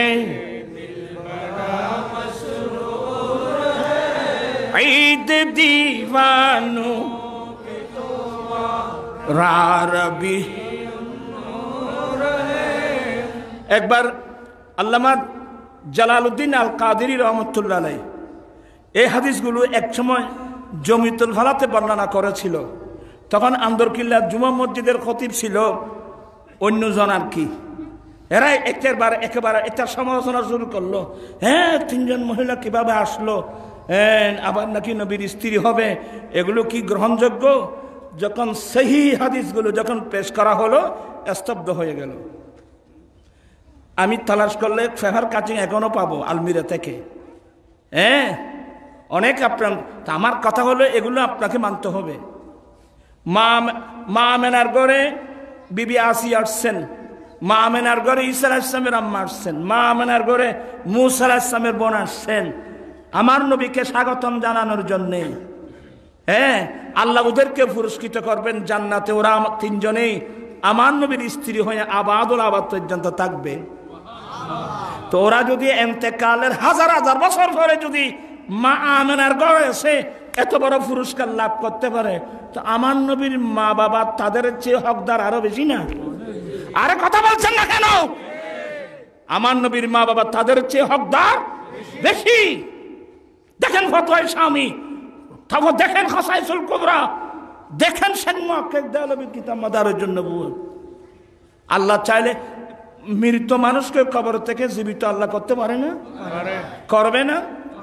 ওয়াল বাসে বাদাল মত, কিয়ামতের মাঠে উঠাবে না? কিয়ামতের মাঠে তো সবাইকে উঠাবে, কিন্তু বিভিন্ন সময়ে ওদেরকে দুনিয়া থাকতে কবর থেকে আবার ওরা জীবিত করে উঠাবে কবর করে। যেমন আমার গোসে পাকের আমলে হয়েছিল। এগুলো বলতে গেলে অনেক লম্বা আলোচনা এসে যাবে। তা আমি বোঝাতে চাচ্ছি, আমার নবীর মা বাবাকে আল্লাহ কবর থেকে উঠাই দিয়েছেন। ওরা দুজনেই নবীর কলমা পড়ে নবীর উম্মতের অন্তর্ভুক্ত হয়ে ওরা আবার কবর শরীফে চলে গেছেন। এখনো বলবেন নবীর মা বাবা কাফের অবস্থায় মারা গেছে? আমি এগুলো কেন আনলাম?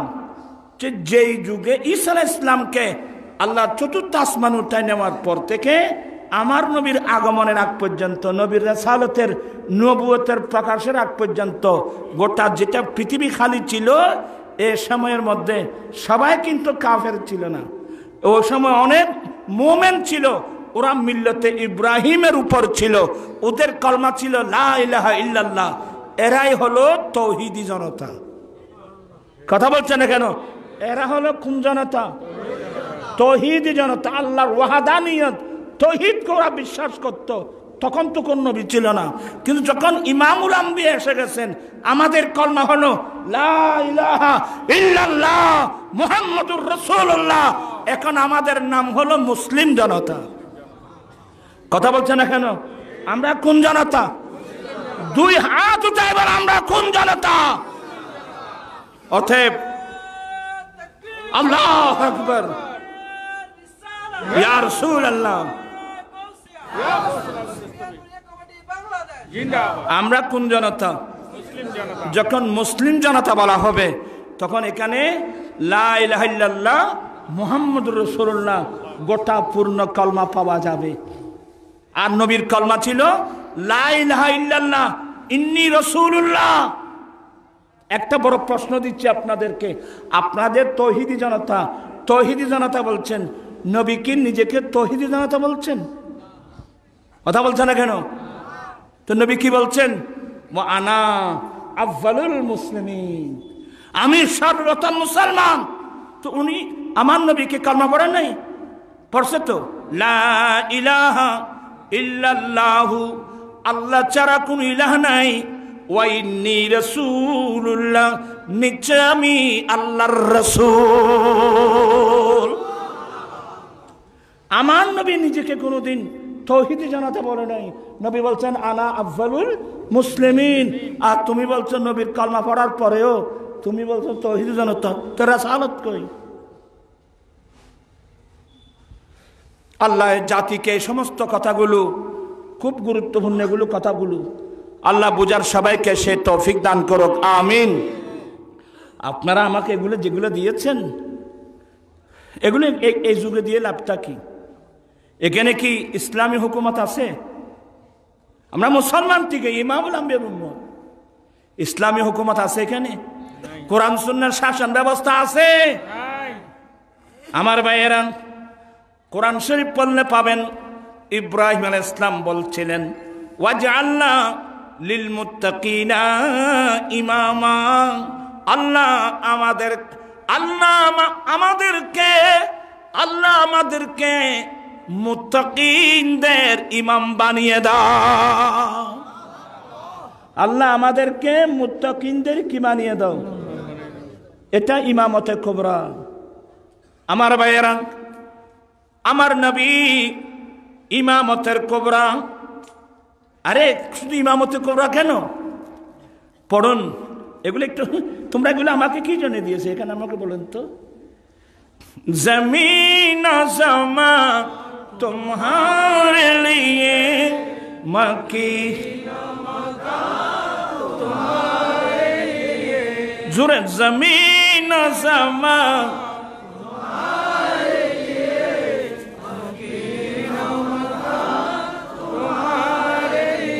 चुनी न चुना तुम्हारे लिए बने दो जहां,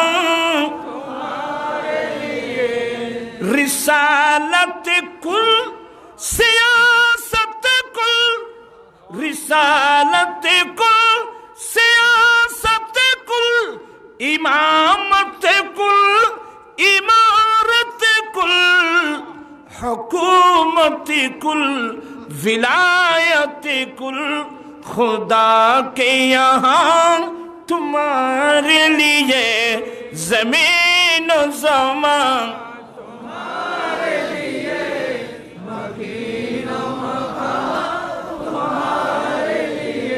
ইমামতে কুবরা।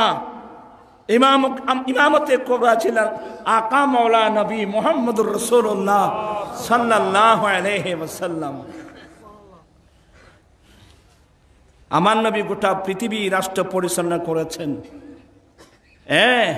আমার নবীর পরে খলিফাতুর রাসূল হযরত সাইয়্যিদনা আবু বকর সিদ্দিক ইমামতের কুবরার দায়িত্ব পালন করেছেন। সিদ্দিক আকবরের পরে ফারুক আজম রাদিয়াল্লাহু তাআলা আনহু ইমামতে কুবরা মানে বড় ইমামতির দায়িত্ব পালন করেছেন নিজের জীবনের ঝুঁকি নিয়ে। সিদ্দিক আকবর নিজের জীবনের ঝুঁকি নিয়ে ইমামতে কুবরার দায়িত্ব পালন করে গেছেন। টাইম কত দূর যাবা? যাই হোক, আমি তো একটু দূরে যাব। আমি কথা লম্বা করলে এগুলো অনেক ক্রিটিক্যাল বিষয়, এগুলো সাধারণ পাবলিকদের কাছে না এগুলো। তারপরও ছেলেরা দিয়েছে আমার নবীর পরে মুসলিম বিশ্বের খেলাফতের দায়িত্ব কার হাতে? সিদ্দিক আকবরের হাতে। উনি কিন্তু স্বভাবগত নম্র টাইপের লোক, উনি স্বভাবগতভাবে নম্র টাইপের লোক। কোন একজন রাষ্ট্রীয় লিডার যদি নম্র টাইপের হয়, সবাই কি মারে? এই নরম মানুষ, আমরা বিরুদ্ধে কিছু বললে আমাদের বিরুদ্ধে কিছু করবে না, নাউজুবিল্লাহ বলবেন না। ওরা আমার নবীর ইন্তেকালের পরে ওই যুগের যারা মুনাফিক চক্র, ওরা উৎপেতে বসেছিল, দেখি মুহাম্মদ ইসলামের ইন্তেকালের পরে মুসলিম বিশ্বের খলিফা কে হয়, নবীর খলিফা কে হয়। দেখা গেল নবীর খলিফা হলেন কে? হযরত সাইয়েদনা আবু বকর সিদ্দিক রাদিয়াল্লাহু তাআলা। সবাই মানে ওরা কি, ওরা কি বলে, আমাদের মন মতো লিডার হয়েছে। আমাদের মন মতো লিডার কেন? আমরা এতদিন যাবত মালের যাকাত না দিয়ে পারি নাই। এবার আবু বকর সিদ্দিক যখন খলিফাতুর রাসূল হলেন, ইমামতের কোবরা দায়িত্ব পেলেন, উনি নম্র টাইপের লোক। আজ থেকে আমরা মালের যাকাত দেব না। নাউজুবিল্লাহ বলবেন না? আমরা যদি মালের যাকাত দিতে অস্বীকার করি, আবু বকর তো নম্র টাইপের লোক, তো আমাদের বিরুদ্ধে তেমন কোনো পদক্ষেপ নেবে না। এরা কিন্তু আয়াত ভুলে গেছে, আশিদ্দা আলাল কুফার ওয়াল্লাযীনা মাআহু আশিদ্দা আলাল কুফার, এটা ভুলে গেছে। যখন ওরা তালিম আল্লাহ, আমাদের মন মতো খলিফা হয়েছে, আমাদের মন মতো খলিফা হয়েছে, মুসলিম বিশ্বের লিডার হয়েছে আমাদের মন মতো, একেবারে তালি মারতেছে, ওপেন ঘোষণা দিল, আজ থেকে আমরা মালের যাকাত দেব না। যখন এই ঘোষণাটা সিদ্দিক আকবর কানে গেল, যে ওরা মুনাফিক চক্ররা একটা আপনার নম্রতার সুযোগ নিয়েছে, সুযোগ নিয়ে যাকাত, যেই যাকাত ইসলামের 5টি ফরজের মধ্যে এক ফরজ মালের যাকাত দেওয়া, এটা যখন অস্বীকার করলো, সিদ্দিক আকবর এমন রাগান্বিত হয়ে গেল, নিয়াম থেকে তরবারি উঁচিয়ে তরবারি ধরে ঘোষণা দিলেন, যে ব্যক্তি মালের যাকাত দিতে অস্বীকার করবে, আবু বকর সিদ্দিকের তরবারি থেকে রেহাই পাবে না। আল্লাহু আকবার! কি কষ্টের বিনিময়ে আমার নবীর ইসলামকে, ইসলামের নিয়ম নীতিগুলোকে অটল রেখেছিলেন। একদিক দিয়ে মানঈনে যাকাত, যাকাত অস্বীকারী। এখন তো অনেক সরকার আছে, আগেও ছিল সরকার। বাংলাদেশের কোন মানুষ যদি, পয়সাওয়ালা মানুষ মালের যাকাত যদি না দেয়, তাদেরকে ধরে নেওয়ার জন্য কোনো পুলিশ মানুষ আর কিনলে দিয়ে দেয়। ইমামতে কোবরা, ইমামতে সোবরা কিনলে দিয়ে দেয় ভাই, এটা খারগরেরও কোনো দুও দিব। আমার নবীর সাহাবা সিদ্দিক আকবর দায়িত্ব পালন করেছেন। উনি নম্র টাইপের লোক হওয়ার পরেও যে ইসলামের ফরজ 5টার মধ্যে একটা মালের কি দেওয়া, যাকাত দেওয়া, এই যাকাত দিতেও স্বীকার করলে কেউ আবু বকরের তরবারি থেকে রেহাই পাবে না। একদিক দিয়ে যাকাত অস্বীকারীদের বিরুদ্ধে যুদ্ধ, অপর দিক দিয়ে অথচ এখনো দেরি হয় নাই, নবী বলে গেছেন, আনা খাতামুন নবিয়্যিন লা নবিয়্যা বা'দি, আমি নবী শেষ নবী, আমার পরে অন্য কোন নবী আসবে না। নবী ইন্তেকাল হওয়া মাত্রই 4 জায়গা 4 জন ভণ্ড নবী। কয়জন? আমার নবী কিয়ামতের আগে, এগুলো তো ওই সময়, কিন্তু আমার নবী বলে গেছেন কিয়ামতের আগে প্রায় 19 জন না, 19 জন দাজ্জাল বের হবে কিয়ামতের আগে। 19 জন দাজ্জাল কাজ্জাব বের হবে। ওরা সবাই নবুয়তের দাবি করবে, ওরা সবাই নবুয়তের দাবি করবে। আমরা তো ঘুমাচ্ছি। ওই 19 জনের মধ্যে একজন তো এসে গেল, গোলাম মোহাম্মদ কাদিয়ানি। এ জানেন গোলাম মোহাম্মদ কাদিয়ানি। আমি অনেকবার লালদিঘির পারে বলছি, অনেকবার জমিতুল ফলায় বলছি, কাদিয়ানিকে অমুসলিম ঘোষণা করা হোক। আমাদের দেশে অনেকের নাম রাখছে তাহাফুজে খতমে নবুয়ত। আমার আলা হযরত কাদিয়ানির বিরুদ্ধে প্রায় 7টা না কয়টা কিতাব লিখছেন কাদিয়ানির বিরুদ্ধে। অনেকের নাম রাখছে তাহাফুজে খতমে নবুয়ত।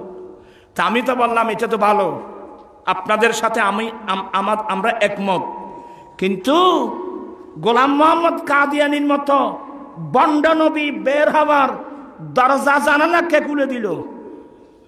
আমি জমিতুল হলায় বলছিলাম, ওফেন বলছিলাম, কাদিয়ানিকে অমুসলিম ঘোষণা করা হোক। সাথে সাথে কাদিয়ানির মতো, মির্জা গোলাম মোহাম্মদ কাদিয়ানির মতো বন্ড নবী বের হওয়ার দরজা জানালা যারা খুলে দিয়েছে এদেরকে অমুসলিম ঘোষণা করতে হবে। ঠিক না ভাইয়েরা? ওইদিকে যাবে না এরা, না ওটা বলিয়েন না। সুবিধাবাদী ইমানের বিষয়ে কারোর সাথে কম্প্রোমাইজ, কারোর সাথে কি নেই, আপোষ নাই। আমার বাবা হোক, আমার জন্মদাতা বাবা হোক, কাদিয়ানির মতো, মির্জা গোলাম মোহাম্মদ কাদিয়ানির মতো বন্ড নবীর বের হওয়ার দরজা কে খুললো? এক বড় বড় হুজুর লিখতেছে, খাতমুন নবীন কামানা, খাতমুন নবীন মায়নি শেষ নবী বুঝা, এগুলো মূর্খ মানুষের ধারণা। আহলে ফাহম যারা জ্ঞানী মানুষ, তাদের দৃষ্টিতে খাতমুন নবীন মায়নি শ্রেষ্ঠ নবী। কারণ আগে আসা পরে আসার মধ্যে তো কোনো পার্থক্য নাই, ওই যুক্তির মধ্যে গিয়ে। অতএব খাতমুন নবীন মানে শেষ নবী না, খাতমুন নবীন মানে শ্রেষ্ঠ নবী। নাউজুবিল্লাহ বলছেন। খাতমুন নবীন মানে শ্রেষ্ঠ নবী। এ ব্যাখ্যাটা কেন করলো? ওইখানে একটা দরজা খোলা রাখছে, কি উনি তো শ্রেষ্ঠ নবী, ঠিক আছে, ওনার পরে কিয়ামত পর্যন্ত আরো ছোট ছোট ছোট ছোট নবী আসলেও ওনার শ্রেষ্ঠত্বের মধ্যে পার্থক্য আসবে না, এই অপব্যাখ্যা করে ও কিয়ামত পর্যন্ত বন্ড নবী বের হওয়ার দরজা জানালা খুলে দিয়েছে। আমরা আজকের মাহফিল থেকে বলছি, কাদিয়ানিকে অমুসলিম ঘোষণা করা হোক এবং কাদিয়ানির গোলাম মোহাম্মদ কাদিয়ানির মতো এই দুষ্টু বন্ড নবী বের হওয়ার দরজা জানালা যারা খুলে দিয়েছে তাদেরকেও অমুসলিম ঘোষণা করা হোক। আপনারা সবাই আমার সাথে একমত আছেন তো? আমার ভাইরা, আমার নবীর ইন্তেকাল করছেন মাত্র, দেখা গেল চারদিকে 4 জন বন্ড নবী, মুসাইলামাতুল কাজ্জাব, আসওয়াদ আনসি, এমন এর মাই ভাগ্য জুটিও ইতি মাই ভাগ্য কি নাম তোলাইহা, ইতি কথা আইও নবী নাওয়াজুবিল্লাহ। এখন বলতেছেন ইতির কালমা পর্যন্ত কজন হাসিল করতে রানি। সিদ্দিক আকবর একজন নম্র টাইপের লোক, একদিক দিয়ে যাকাত স্বীকারকারীদের বিরুদ্ধে যুদ্ধ, জীবনের ঝুঁকি নিয়ে হলেও, জীবন দিয়ে হলেও আমার নবীর ইসলামকে আমরা অক্ষুণ্ণ রাখতে হবে। একদিক দিয়ে যাকাত অস্বীকারীদের বিরুদ্ধে যুদ্ধ, অপর দিক দিয়ে খালেদ বিন ওয়ালিদ সহ এদের নেতৃত্বে মুজাহিদ বাহিনী গঠন করে এই বন্ড নবীদের বিরুদ্ধে যুদ্ধ করে বন্ড নবীকে হত্যা করে ইসলামের বাগানকে অক্ষুণ্ণ রেখেছিলেন খলিফাতুর রাসূল হযরত সাইয়েদনা আবু বকর সিদ্দিক। ভাইজান, আপনারা যে ইমামতে কোবরার কথা বলতেছেন, এখানে কাকে বলবো ইমামতে কোবরা? আমার নবীর এই বাগান কে পাহারা দেবে? যদি নবীর বাগান পাহারাদার থাকতো, এই সমাজে কোনোদিন সুদ আসতে পারতো না। সুদ এখন তো মুসলমানের ঘরে ঘরে সুদ। আমার নবী এসেন কি সুন্দর একটা সমাজ ব্যবস্থা দিলেন, যাকাত ভিত্তিক সুদমুক্ত সমাজ ব্যবস্থা। একসময় সুদ ছিল, আইয়ামে জাহেলিয়াতের মধ্যে সুদ ছিল। আমার নবী এসে দেখলেন মক্কার জমিনে সুদের ছড়াছড়ি। আমার নবী কি বললেন জানেন? আল্লাহ আল্লাহ, আমার নবী বলেন, ইন্না রিবাল জাহিলিয়া তাহাতা কাদামাইয়া মদু। দশম হিজরত নবী আরফাতের মাঠে দাঁড়িয়ে বলছিলেন, আইয়ামে জাহেলিয়াতের যত সুদপ্রথা ছিল, সমস্ত সুদপ্রথাগুলো আমি নবী আমার পায়ের নিচে দফন করে দিলাম। আমার নবীর সমস্ত সুদপ্রথা আইয়ামে জাহেলিয়াতের আবিষ্কৃত যতগুলো সুদপ্রথা সবগুলো দফন করে দিলেন।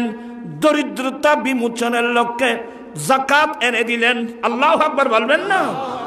আমার নবী একটা সুন্দর সমাজ ব্যবস্থা দিয়েছেন, যাকাত ভিত্তিক সুদ মুক্ত। যাকাত ভিত্তিক সুদ মুক্ত। কিন্তু জন্মলগ্ন থেকে এ বাংলার জমিনে কি দেখলাম বাবা? জন্মলগ্ন থেকে বাংলার জমিনে দেখতেছি আমার নবী দিয়ে গেছেন যাকাত ভিত্তিক সুদ মুক্ত।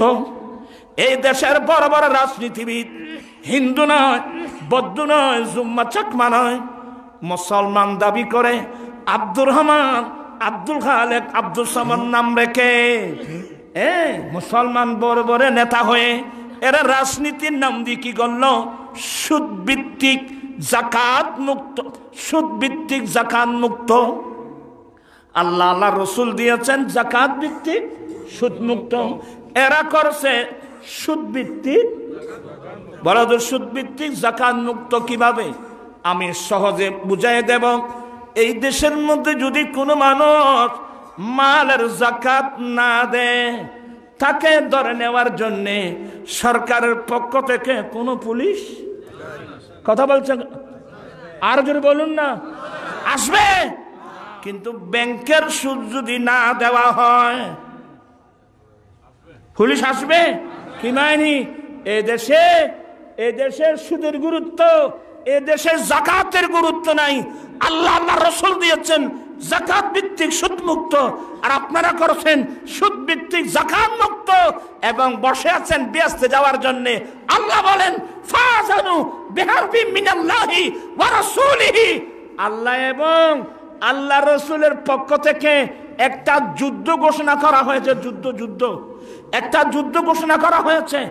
কারা কারা করবা? আসো আসো। কি মানে? সুদ দেওয়া, সুদ নেওয়া, সুদকে সমর্থন করা মানে ডাইরেক্ট আল্লাহ এবং আল্লাহর রসুলের সাথে কি করা? প্রাণপ্রিয় ইসলামী ভাইরা, আমরা তো কত সুন্দর সুন্দর নামাজি, একেবারে প্রথম খাতার গিয়ে নামাজ পড়ি, কিন্তু সুদের সাথে আমরা সম্পৃক্ত। কি বুঝাতে পারলাম নাকি? সিদ্দিক আকবর, ওই যে ইমামতে কুবরা সিদ্দিক আকবর ছিলেন, ফারুক আজম ছিলেন, ওসমান জুনান ছিলেন, মাওলানা আলী শের খুদা ছিলেন। ইমামতে কুবরা মেইন হলো যার উপর রাষ্ট্র পরিচালনার দায়িত্ব, যার উপর রাষ্ট্র পরিচালনার দায়িত্ব, এটাই হলো ইমামতে কুবরা। এখন আমরা যাদেরকে রাষ্ট্র পরিচালনার দায়িত্ব দিয়েছি, এরা তো সুদমুক্ত সমাজ করবে? ওরা সুদের সাথে যুক্ত, ঘুষের সাথে যুক্ত, মাদকের সাথে যুক্ত। সুদ, ঘুষ, মাদক, যৌতুক। আজকে কয় বছর? 15 বছর পেরিয়ে 16 বছরে পড়লো।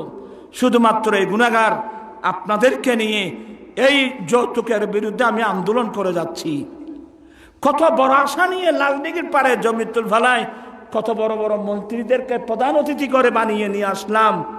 একটু আমাদের আন্দোলনের কথাটা সংসদে বলছে নিমক খারাম, তোরা মন্ত্রী বেললে বাদ খাই বেললে যাচ্ছ না খবর। ইত্তাকুল্লাহ, আল্লাহকে ভয় করো, আল্লাহকে ভয় করো, আল্লাহকে ভয় করো। আমরা যারা মোমেন মুসলমান আছি, আমাদেরকে শপথ নিতে হবে, আমাদের জীবনের বিনিময় হলো এই দেশকে আমরা সুদ থেকে মুক্ত করে ছাড়বো ইনশাআল্লাহ। ঘুষ থেকে মুক্ত করবো, যৌতুক মাদক থেকে দেশকে মুক্ত করতে হবে। যদি না পারি এই জীবনে 2 পয়সার কোনো মূল্য নাই। ইমামতে কোবরা যার উপর রাষ্ট্র পরিচালনার দায়িত্ব, এর জন্য বুখারী শরীফের হাদিস, কিয়ামতের কঠিন দিনে যেদিন আরশ আযমের ছায়া ছাড়া অন্য কোনো ছায়া থাকবে না, 7 জন মানুষকে আরশ আযমের নিচে আল্লাহ ছায়া দান করবেন। তন্মধ্যে 1 নম্বর আল ইমামুল আদিল, ওই ইমাম যে ইমাম ন্যায়পরায়ণ, যে ইমাম ন্যায় প্রতিষ্ঠা করেছেন, ন্যায় মোতাবেক নিজে চলেছেন, রাষ্ট্র পরিচালনা করেছেন, অন্যায়ের বিরুদ্ধে সংগ্রাম করে ন্যায় প্রতিষ্ঠা করেছেন। এই ধরনের ইমামে আদিল থাকলে কাল কিয়ামতের মাঠে আল্লাহ তাদেরকে স্পেশাল আরশ আযমের নিচে ছায়া দান করবেন। আর ইমামতে সুগরা, এই যে মসজিদের মধ্যে যে ইমামতি, আমরা ইমাম না না আমার ক্ষতি আসছে, আমার ইমাম, এগুলা ইমামতে সুগরা, এগুলা ছোট ইমামতি। কিন্তু সবচেয়ে বড় ইমামতি হলো রাষ্ট্র পরিচালনা। তো এখন রাষ্ট্র পরিচালনার দায়িত্ব আমরা কাকে দেব? আমাদের ইমাম হবে কে? আজকে যাদেরকে আমরা দায়িত্ব দিচ্ছি দেখবেন যে মুখে দাঁড়িয়েও নেই, কথা বলছেন এখন আপনারা। আমি গতকাল পরশু বলছি, আজকে তুরস্কের প্রেসিডেন্ট, যার সম্বন্ধে অনেক কিছু লেখে, উনি বিশ্ব নেতা, বয়স কয় বছর তার? ওনার বয়স কত? 80-র কাছাকাছি, মুখে দাঁড়িয়েছে নাই। ইমরান খান, সবাই থেকে ইমরান খানের পক্ষে একেবারে, উনি শুধু পাকিস্তানের লিডার না, উনি বিশ্ব লিডার। ওনার বয়স কত? 77 বছর, মুখে দাঁড়িয়েছে, কথা বলছেন না কেন? আমি বিনয়ের সাথে বলবো, আপনারা দাড়ি কি কবরের ভিতর রাখবেন? আমাদের বাংলাদেশের পাশে ইন্ডিয়ার প্রধানমন্ত্রীকে কে? নরেন্দ্র মোদী। মুসলিম না হিন্দু? আরে হিন্দু না, উগ্রবাদী হিন্দু। কিন্তু হিন্দু হওয়ার পরেও তার মুখে কি? কেন? ওরা দূরে বসে আমার নবীকে নিয়ে গবেষণা করতেছে। আরে মুসলমানের নবী যে চরিত্র আদর্শের মধ্যে একটা, পুরুষরা কি রাখা? দাড়ি রাখা। দাড়ি মানুষের চেহারার সৌন্দর্য বাড়ায়, দাড়ি মানুষের সম্মান বাড়ায়, দাড়ি মানুষের মর্যাদা বাড়ায়। একজন হিন্দু হয়ে নরেন্দ্র মোদী যদি দাড়ি রাখতে পারে, আপনি মুসলমানের লিডার হয়ে আপনি রিয়াসতে মদিনা কি বাত করতে হ্যাঁ, ওয়েলকাম, কিন্তু আপনার মুখে দাড়ি কই? আমি তাদের কাছে অনুরোধ জানাবো, আপনারা দাড়ি রেখে দেন, এটা আমার দয়াল নবীর একটা সুন্নত। কথা বলছেন না কেন? আমরা নবীর সুন্নাত মোতাবেক চলতে চাই কি চাই না? 2 হাত উঠাই বলতে চাই কি চাই না? আল্লাহু আকবার, ইয়া রাসূলুল্লাহ,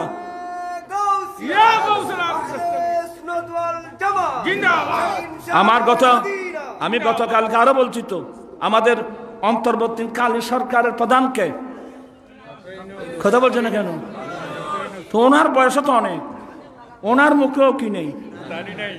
এভাবে যত লিডার আছেন, শুধু লিডার না, আমি প্রত্যেক মুসলিম ভাইদেরকে বলবো, আপনাদের বয়স হয়ে গেছে, কারো বয়স 70 বছর, কারো বয়স 80 বছর, 60 বছর হয়ে গেল, আপনি এখনো নবীর সুন্নাত দাঁড়িয়ে রাখতে পারলেন না, কিয়ামতের মাঠে নবীর সামনে কোন মুখ নিয়ে সুপারিশের জন্য যাবেন?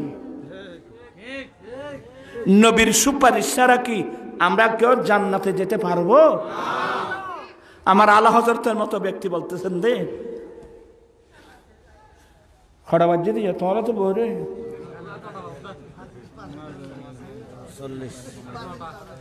चमक तुझसे पाते हैं सब पाने वाले, चमक तुझसे पाते हैं सब पाने वाले, मेरा दिल भी चमका दे चमकाने वाले, मैं मुजरिम हुआ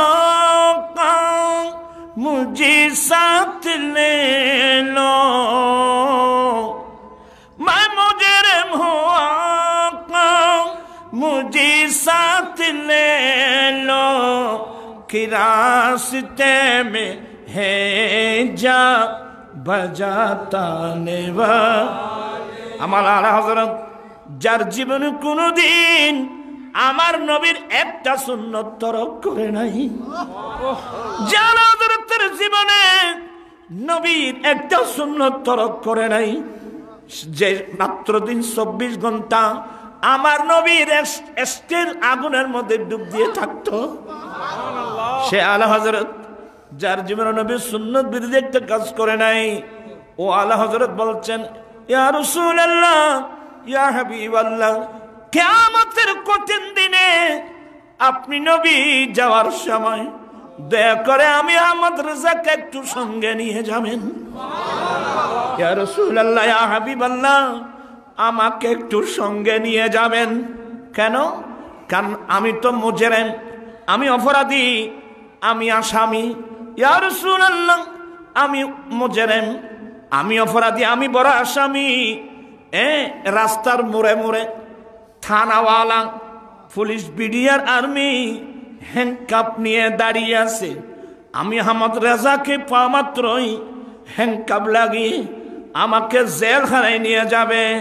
ইয়া রাসূলুল্লাহ, আপনার খেদমতে আহমদ রেজার গুজারিশ, নবী গো, আপনি যাওয়ার সময় আমি আহমদ রেজাকে একটু সঙ্গে নিয়ে যাবেন।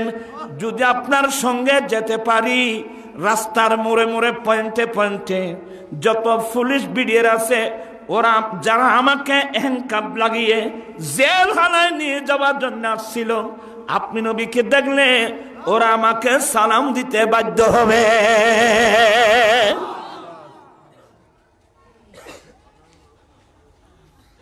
चमक तुझसे पाते हैं सब पाने वाले, मेरा दिल भी चमका दे चमका। আমার ভাইরা, আমার নবী বলছেন আমার পরে খেলাফত থাকবে পৃথিবীতে 30 বছর। 30 বছর খেলাফত থাকবে, অর্থাৎ ইমামতে কোবরা থাকবে। এরপরে পৃথিবীতে বাদশাহী এসে যাবে, রাজতন্ত্র এসে যাবে।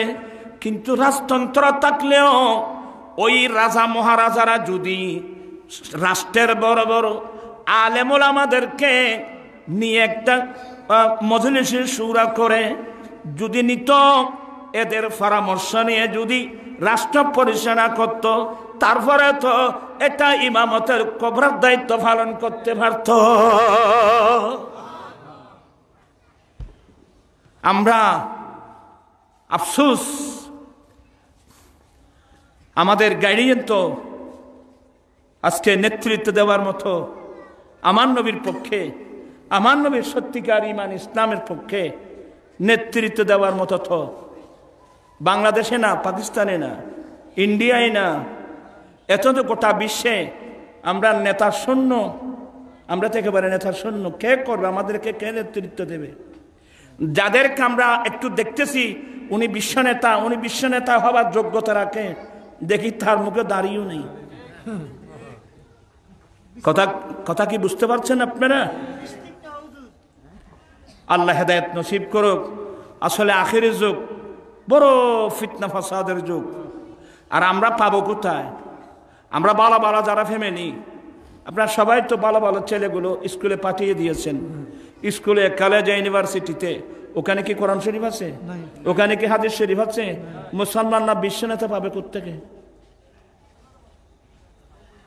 আর যারা বিশ্বনেতা যাদেরকে মনে করছি ওরা অক্সফোর্ড ইউনিভার্সিটি লেখাপড়া করছে, और बड़ बड़ हाइफा यूनिवर्सिटी लेखापड़ा करছে রাত্র দিন ইহুদি নাসরাতদের সাথে ওলামাশা করতে করতে ও দেখা যাবে ওদের মধ্যে তাদের কালচার এসে গেছে। ঠিক কিনা ভাইরা আমার? এগুলো বলতে গেলে অনেক কথা আসবে।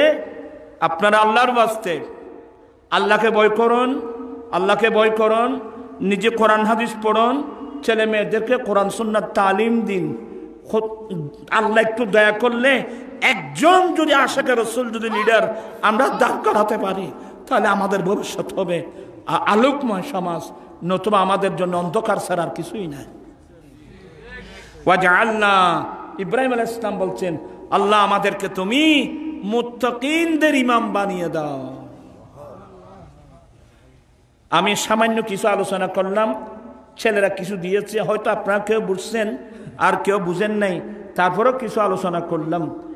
আল্লাহ পাক এই মাহফিলকে কবুল করুক। আমার আলা হযরতের উসিলায় চোখের পানি আছে, সবসময় চোখের পানি। আমার নবীর পক্ষে কথা বলার লোক কই? আর যাদেরকে আমরা একটু আমরা ইসলামের কথা বলতে দেখতেছি, এরাও তৌহিদি জনতা হয়ে গেল। ওরা লা ইলাহা ইল্লাল্লাহ লা ইলাহা ইল্লাল্লাহ বলা শুরু করলো। কেন? মুহাম্মদ রাসূলুল্লাহ বাদ দিয়েছো কেন? আর তুমি না বললেও আল্লাহর কোরআনে আছে মুহাম্মাদুর রাসূলুল্লাহ ওয়াল্লাযীনা মাহু আশিদ্দাউ আলাল কুফার। আবার শুধু লা ইলাহা ইল্লাল্লাহ না, গোটা কলমা পড়লেও আপনি মুমিন হতে পারবে না। মুখে কলমা পড়লে কি হবে? অন্তরের মধ্যে থাকতে হবে নবীর প্রেম। এমনি শুধু লা ইলাহা ইল্লাল্লাহ মুহাম্মাদুর রাসূলুল্লাহ কলমা পড়লে কি হবে? অন্তরের মধ্যে নবীর প্রেম থাকতে হবে, ভালোবাসা থাকতে হবে। আল্লাহ পাক এই মাহফিলকে কবুল করুক। আমার ভাইয়েরা ইসুফ আসছে না, গিয়া দূর গিয়া কমরুল, তুই এত ঘরে গিয়ে গেলি। আবার আমার ফারুকি আসছে, আমি আর সমস্যা হবে না, আপনাদের আর সমস্যা হবে না, এখানে অনেক আসছে। আল্লাহ পাক এই মাহফিলকে কবুল করুন। আপনারা রসবিয়া কমিটিকে সমর্থন করেন তো? সবাই মজবুত করবেন ইনশাল্লাহ। আগামী 11 তারিখ, আজকে কত তারিখ? 11 তারিখ আমার আজাদে বাজারস্থ আমার গ্রামের বাড়ি যে মাদ্রাসা, দেখলে বুঝবেন। আজিজিয়া হাশমিয়া নুরিয়া মাদ্রাসার সালানা জলসা। আমি আপনাদেরকে দাওয়াত দিচ্ছি, নিশ্চয় আমাদের সংগঠনের ছেলেরা তো যাবেনই, আপনারা একটু কষ্ট করে দেখে আসবেন, মাদ্রাসা একটু দেখে আসবেন, দোয়া দিয়ে আসবেন। আর ফেব্রুয়ারি মাসের 8 তারিখ ইনশাল্লাহ অন্যান্য বছর এবছরও ঐতিহাসিক চট্টগ্রাম লালদিঘির মাঠে আমার রসবিয়া নুরিয়া কমিটির উদ্যোগে যৌতুক মাদক বিরোধী সমাবেশ হবে ইনশাল্লাহ। এই দাওয়াতগুলো দিয়ে আমি আজকের মতো শেষ করলাম। ও আখিরু দাওয়ানা আনিল হামদুলিল্লাহ রাব্বিল আলামিন। সবার কাছে অনুরোধ থাকবে, কেউ উঠবেন না, সবাই ধৈর্য সহকারে বসবেন। আল্লাহুম্মা আমিন। রব্বানা যালামনা আনফুসানা ওয়া ইন লাম তাগফির লানা ওয়া তারহামনা লানাকুনান্না মিনাল খাসিরিন। মাওলা আজকের এই মাহফিল কবুল করো, লাইটিং প্যান্ডেল স্টেজ তাবরকাতের ব্যবস্থা কবুল করো। আল্লাহ আমাদের অতীত জীবনের গুনাহগুলো মাফ করে দাও। আল্লাহ আমাদের মা বাবা, আল্লাহুম্মা রাব্বিরহামহুমা কামা রাব্বায়ানি সগীরা। মা বাবা, ভাই বন্ধু, আত্মীয়স্বজন, মুহিব্বিন, মুরিদান, মুতাআল্লিকিন, আমাদের রাসবিয়া কমিটি সহ আহলে সুন্নাত ওয়াল জামাতের মতাদর্শ মানুষ পৃথিবীর যে প্রান্তে, প্রবাসী পরিষদ সহ, যুব পরিষদ, ছাত্র পরিষদ সহ আহলে সুন্নাত ওয়াল জামাতের মতাদর্শী মানুষ যত যেখানে আছে, আল্লাহ সবার জন্য আল্লাহ ফরিয়াদ করছি। আল্লাহ আমরা সবার জীবনে গুনাহগুলো মাফ করে দাও। আল্লাহ ফিলিস্তিন, লবনান, সিরিয়ার মজলুম মুসলমানদের আল্লাহ যারা মনকে মন টনকে টন বোমার আঘাতে ছিন্ন ভিন্ন হয়ে শাহাদত বরণ করছেন, আল্লাহ তাদের মাকামাতকে কিয়ামত পর্যন্ত বুলন্দ করো। যারা আক্রান্ত হয়েছে আল্লাহ সেবা দান করো। আমার আমি যেন অসুস্থ, আমার মামা শাশুড় অসুস্থ, যে কোনো মুহূর্তে চলে যাবে, আল্লাহ সাকরাত আসান করে দিও। সব জ্ঞানে কালমা পড়ে যাওয়ার তৌফিক দান করো। এই সংগঠনে যারা আছে অনেকে দোয়া চেয়েছেন, অনেক প্রবাসী দোয়া চেয়েছেন, আল্লাহ প্রত্যেকের দোয়া দরস্তা কবুল আর মঞ্জুর করুন। বিহাক্কি লা ইলাহা ইল্লাল্লাহ মুহাম্মদ রাসূল। আসসালামু আলাইকুম ওয়া রাহমাতুল্লাহ। আলহামদুলিল্লাহ, উপস্থিতি এতক্ষণ ধরে আপনাদের সামনে কোরআন ও হাদিসের আলোকে গুরুত্বপূর্ণ তকরীর পেশ করেছেন। আজকের মাহফিলের সম্মানিত মেহমান আলা হযরতুল আল্লামা আলহাজ জনাব মাওলানা আবুল কাসেম নুরী মাদারুল আলী, সকলে বলি মারহাবা। আল্লাহ পাক হুজুরের হায়াতের মধ্যে অপরন্ত বরকত নসিব করুক, সকলে বলে আমিন। সম্মানিত উপস্থিতি, আমাদের মাঝে উপস্থিত আছেন আজকের মাহফিলের সম্মানিত সভাপতি, ঐতিহ্যবাহী শিক্ষা প্রতিষ্ঠান বারুটান জামিয়া জমহুরিয়া কামিল মাদ্রাসার সম্মানিত অধ্যক্ষ উস্তাদুল উলামা হযরতুল আল্লামা আলহাজ জনাব মাওলানা আব্দুল হারেস শৌকী মাদারুল আলী, সকলে বলে মারহাবা। আমাদের মাঝে উপস্থিত রয়েছেন আলী সমাজী জামে মসজিদের সম্মানিত খতিব হযরতুল আল্লামা জনাব মাওলানা জারি আলম ফারুকী মাদারুল আলী। আমাদের মাঝে উপস্থিত আছেন গোয়াবন্দ মোহাম্মদুল্লাহ জামে মসজিদের সম্মানিত খতিব হযরতুল আল্লামা জনাব মাওলানা সরওয়ারুদ্দিন ফারুকী সাহেব, মাওলানা হারুনুর রশিদ, মাওলানা এনামুল হক, মাওলানা একরামুল হক মাওলানা সিরাজুল সহ অসংখ্য উলামায়ে কেরাম উপস্থিত রয়েছেন। আমাদের মাঝে উপস্থিত আছেন হয়তো কিছুক্ষণ পূর্ব জামে মসজিদের সম্মানিত খতিব হযরত আল্লামা জনাব মাওলানা কমরুদ্দিন নূরী সাহেব। সম্মানিত উপস্থিতি, এখন আপনাদের সামনে গুরুত্বপূর্ণ নসিহত পেশ করবেন আজকের মাহফিলের সম্মানিত সভাপতি, ঐতিহ্যবাহী শিক্ষা প্রতিষ্ঠান বারকান জামিয়া জমহুরিয়া কামিল মাদ্রাসার সম্মানিত অধ্যক্ষ উস্তাদুল উলামা হযরতুল আল্লামা আলহাজ জনাব মাওলানা আব্দুল হাদী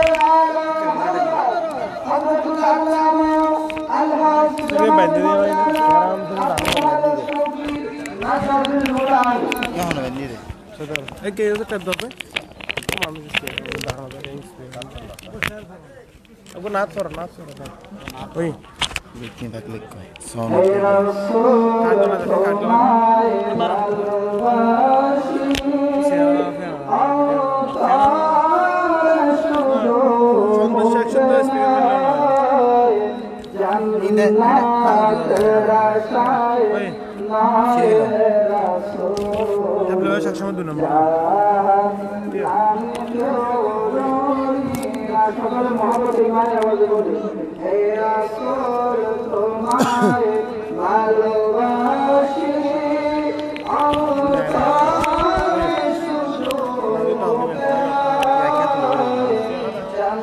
জান্নাতের আশায়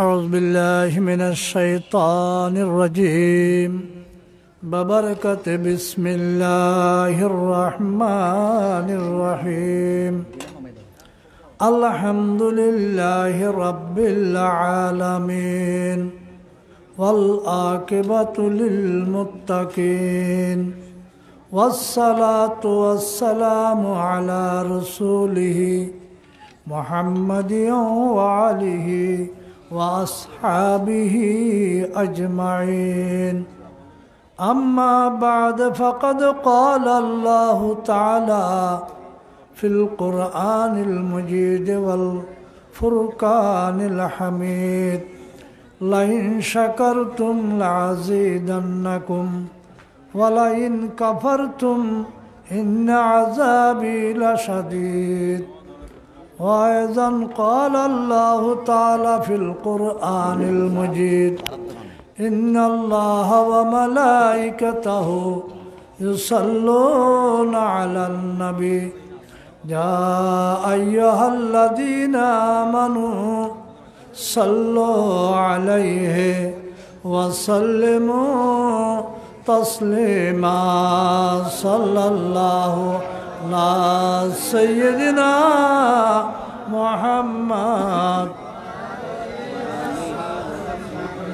صلاة يا رسول الله عليكم سلام يا حبيب الله عليكم क़यामत की मुझे परवाह नहीं है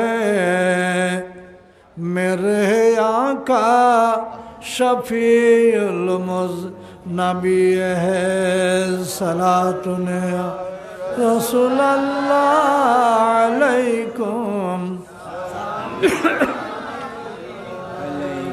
मोहम्मद के जिन्हें हुब्बे दिली है बेला शक दो जहाँ में वो वली है सलातुन या रसूल अल्लाह अलैकुम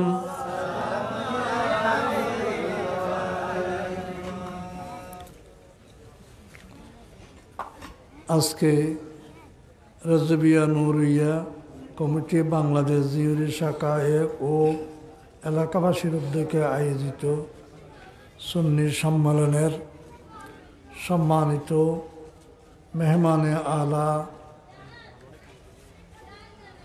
ওয়াইজে ফসিহুল লাসান বলিগুল বয়ান পীরে তরিকত আলহাজ আল্লামা আবুল কাশেম নুরি সাহেব দামত বরকাতুকুমুল আলিয়া আজকের অনুষ্ঠানের প্রধান আলোচক হযরতুল আল্লামা অধ্যক্ষ মোহাম্মদ ফারজান রাজা সাহেব আজকের অনুষ্ঠানের বিশেষ আলোচক অত্র মসজিদের খতিব মাওলানা মোহাম্মদ কামরুদ্দিন নুরি সাহেব আজকের অনুষ্ঠানের বিশেষ আলোচক আলহাজ মাওলানা জামি আলম নিজামী সাহেব অন্যান্য উলামা ইকরাম সামিনে আজাম আসসালামু আলাইকুম ওয়া রাহমাতুল্লাহি ওয়া বারাকাতুহু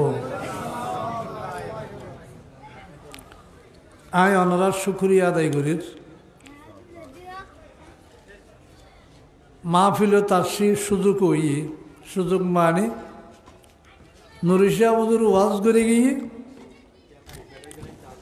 এরপরে খতিব শাহ হুজুরে আর নাজামি শাহ হুজুর তানা বয়ান করিব এরপরে সমাপনী বয়ান হাসান রাজা সাহেব দামত বরকাতুকুমুল আলিয়া তাই বয়ান করিব দুইখানে দিয়ে দুব মসজিদ দিয়ে আরা বেগুন আসি দিয়ে দি এভাগে মাহফিল যে তাসি আর তো আপনারা বেগুনও জানুন এই দেখালিয়া মাদ্রাসাত ভর্তি পরীক্ষা এবং ভর্তি পরীক্ষা সংক্রান্ত ব্যাপারে এখনও কিছু কাজকর্ম চলে এই ফাঁকে শিক্ষা আসি ভর্তি পরীক্ষার মধ্যে যে দুন আবেদন করি আয় দেখ যা গুরগি দিয়ে উনলাম এখন ফুসাল টোটাল সদু নেই যে দুন আবেদন করি ইয়ার 5 ভাগের 1 ভাগ ফল সম্ভব নয় যে দুন আবেদন করি বেনা আলহামদুলিল্লাহ কন লইবার ইচ্ছে তাইলেও নাই উষ্ঠলের জায়গা নাই ক্লাসের জায়গা তিন দিয়ে আসছি ওনারার এলাকার মাদ্রাসাত আসিবি যাই ওনারা আর নাম্মান দন আইও ওনারারে পাই আই তখন ওয়াইজিন বক্তা ন তুই সুযোগও পাই ইয়াং ফল তো প্রায় উড়ি গিয়ে গই বয়স্ক মানুষ আছে তারপরে আই আজি আইবের সাথে একখান জিনিস লক্ষ্য করি এনা হইতে বাধ্য বর্তমান জামানার মধ্যে বর্তমান আর বাংলাদেশত চট্টগ্রামের মাঝে নুরিশর বিকল্প বক্তা নাই তাহলে নুরিশর আর বেগুনে মহব্বত করি আর ফল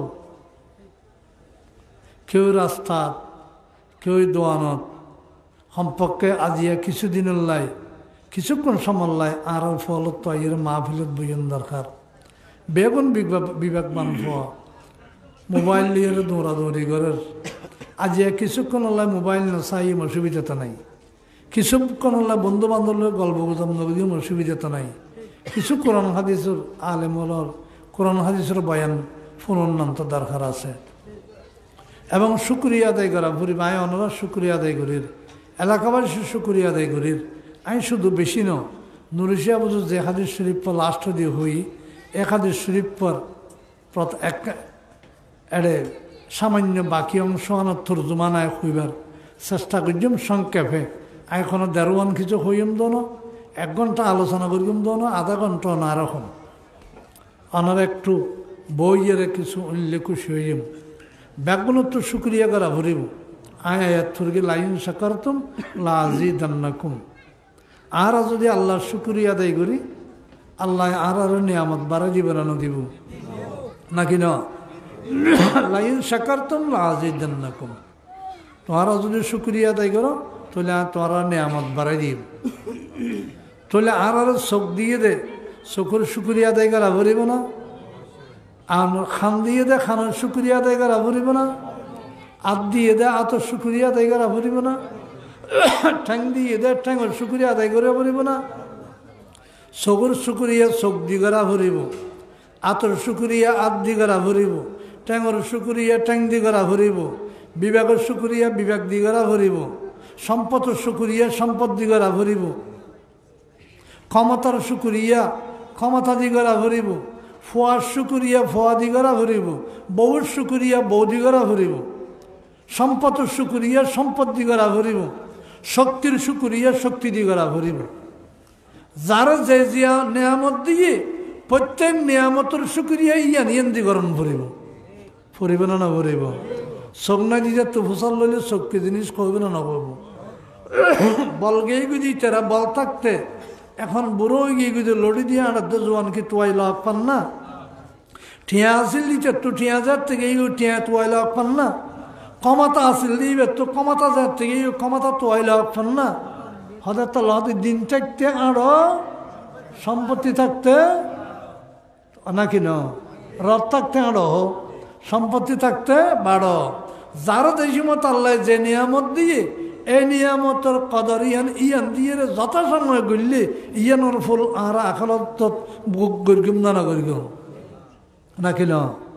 যার তো ক্ষমতা আসিল মনে করেন মানুষ চেয়ারম্যান আসিল, চেয়ারম্যানে যার থেকে ইয়ে গই চেয়ারম্যানে কি জিনিস এত বেগুনে বাসার দর দিয়ে না দে নাকি না দে, হজরাব্বার সমানাভের দর আল্লাহ বলি রে বিয়ের দর দিয়ে না দে, ফাতিয়ার দর দিয়ে না, হানসাদানের দর দিয়ে না, চেয়ারম্যানে গিয়ে করে দর দেন না, দর কমবে না হমে হতুজুর আব্বার সমানাভের তুজুর আসের কত সমানাভর দে 1 টাইম না 2 টাইম। যতন ক্ষমতা আছে ততন ক্ষমতা গেলে গই আর নাই আই হুজুর গান খবরের জন পর্যন্ত নাকি না। হুজুর বাসের দত আছে না নাই?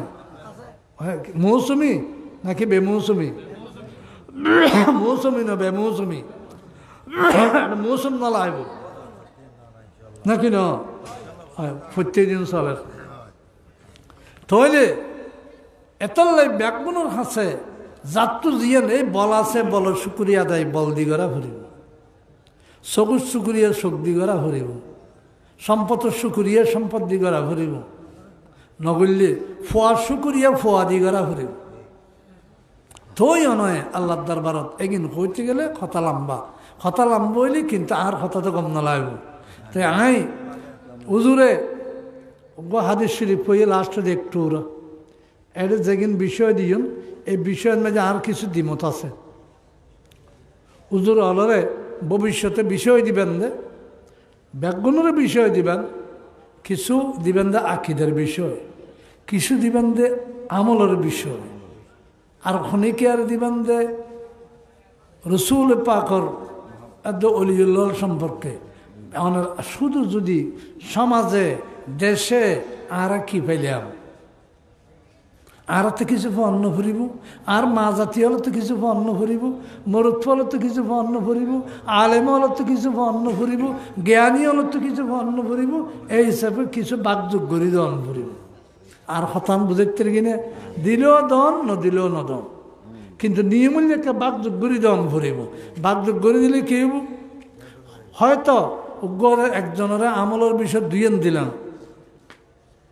ইহ দেওয়ান জানানোদার একজনের রসুল পাকার দেওয়ানোর আল্লাহর ওলি সম্পর্কে দুনিয়ান দিলেন এবার এত কিছু হইল এত কিছু হইল তাহলে আরা মাইফলের বিষয়ে সামাজিকতা দিলেন কিছু সামাজিকতা সম্পর্কে আমল সম্পর্কে কিছু দিলেন তাহলে আর ব্যাগিন ভাইম আর যদি নদিলে আর তো ব্যাগিন না ভাইম এতাল্লাই এত বড় বড় মাহফিল যে সুন্দর মাহফিল এই মাহফিলত অনার বড় উদ্যোগ কি অনার সুক্রিয়া করা ভরিব আমি বাড়া হয়নি নিওয়ানা থাকতাম জিনিস হিসাব করি মনে মনে খেয়াল করি সাহেদি এই জিউরি মৌজান মেঝে যেদিন মাহফিল হয় টোটাল বারাখাইন ইনওয়ান বরি রে তৈলের দ্বীপ বাদ দিলে বারাহাইন ইনওয়ান বরি দিন মাহফিল নয় তৈলের দ্বীপ আবার মাহফিল হয় বারাহাইন গ্রাম ধরন বারাহাইন গ্রামত জিউরি গ্রামত দৈত্যে গেলে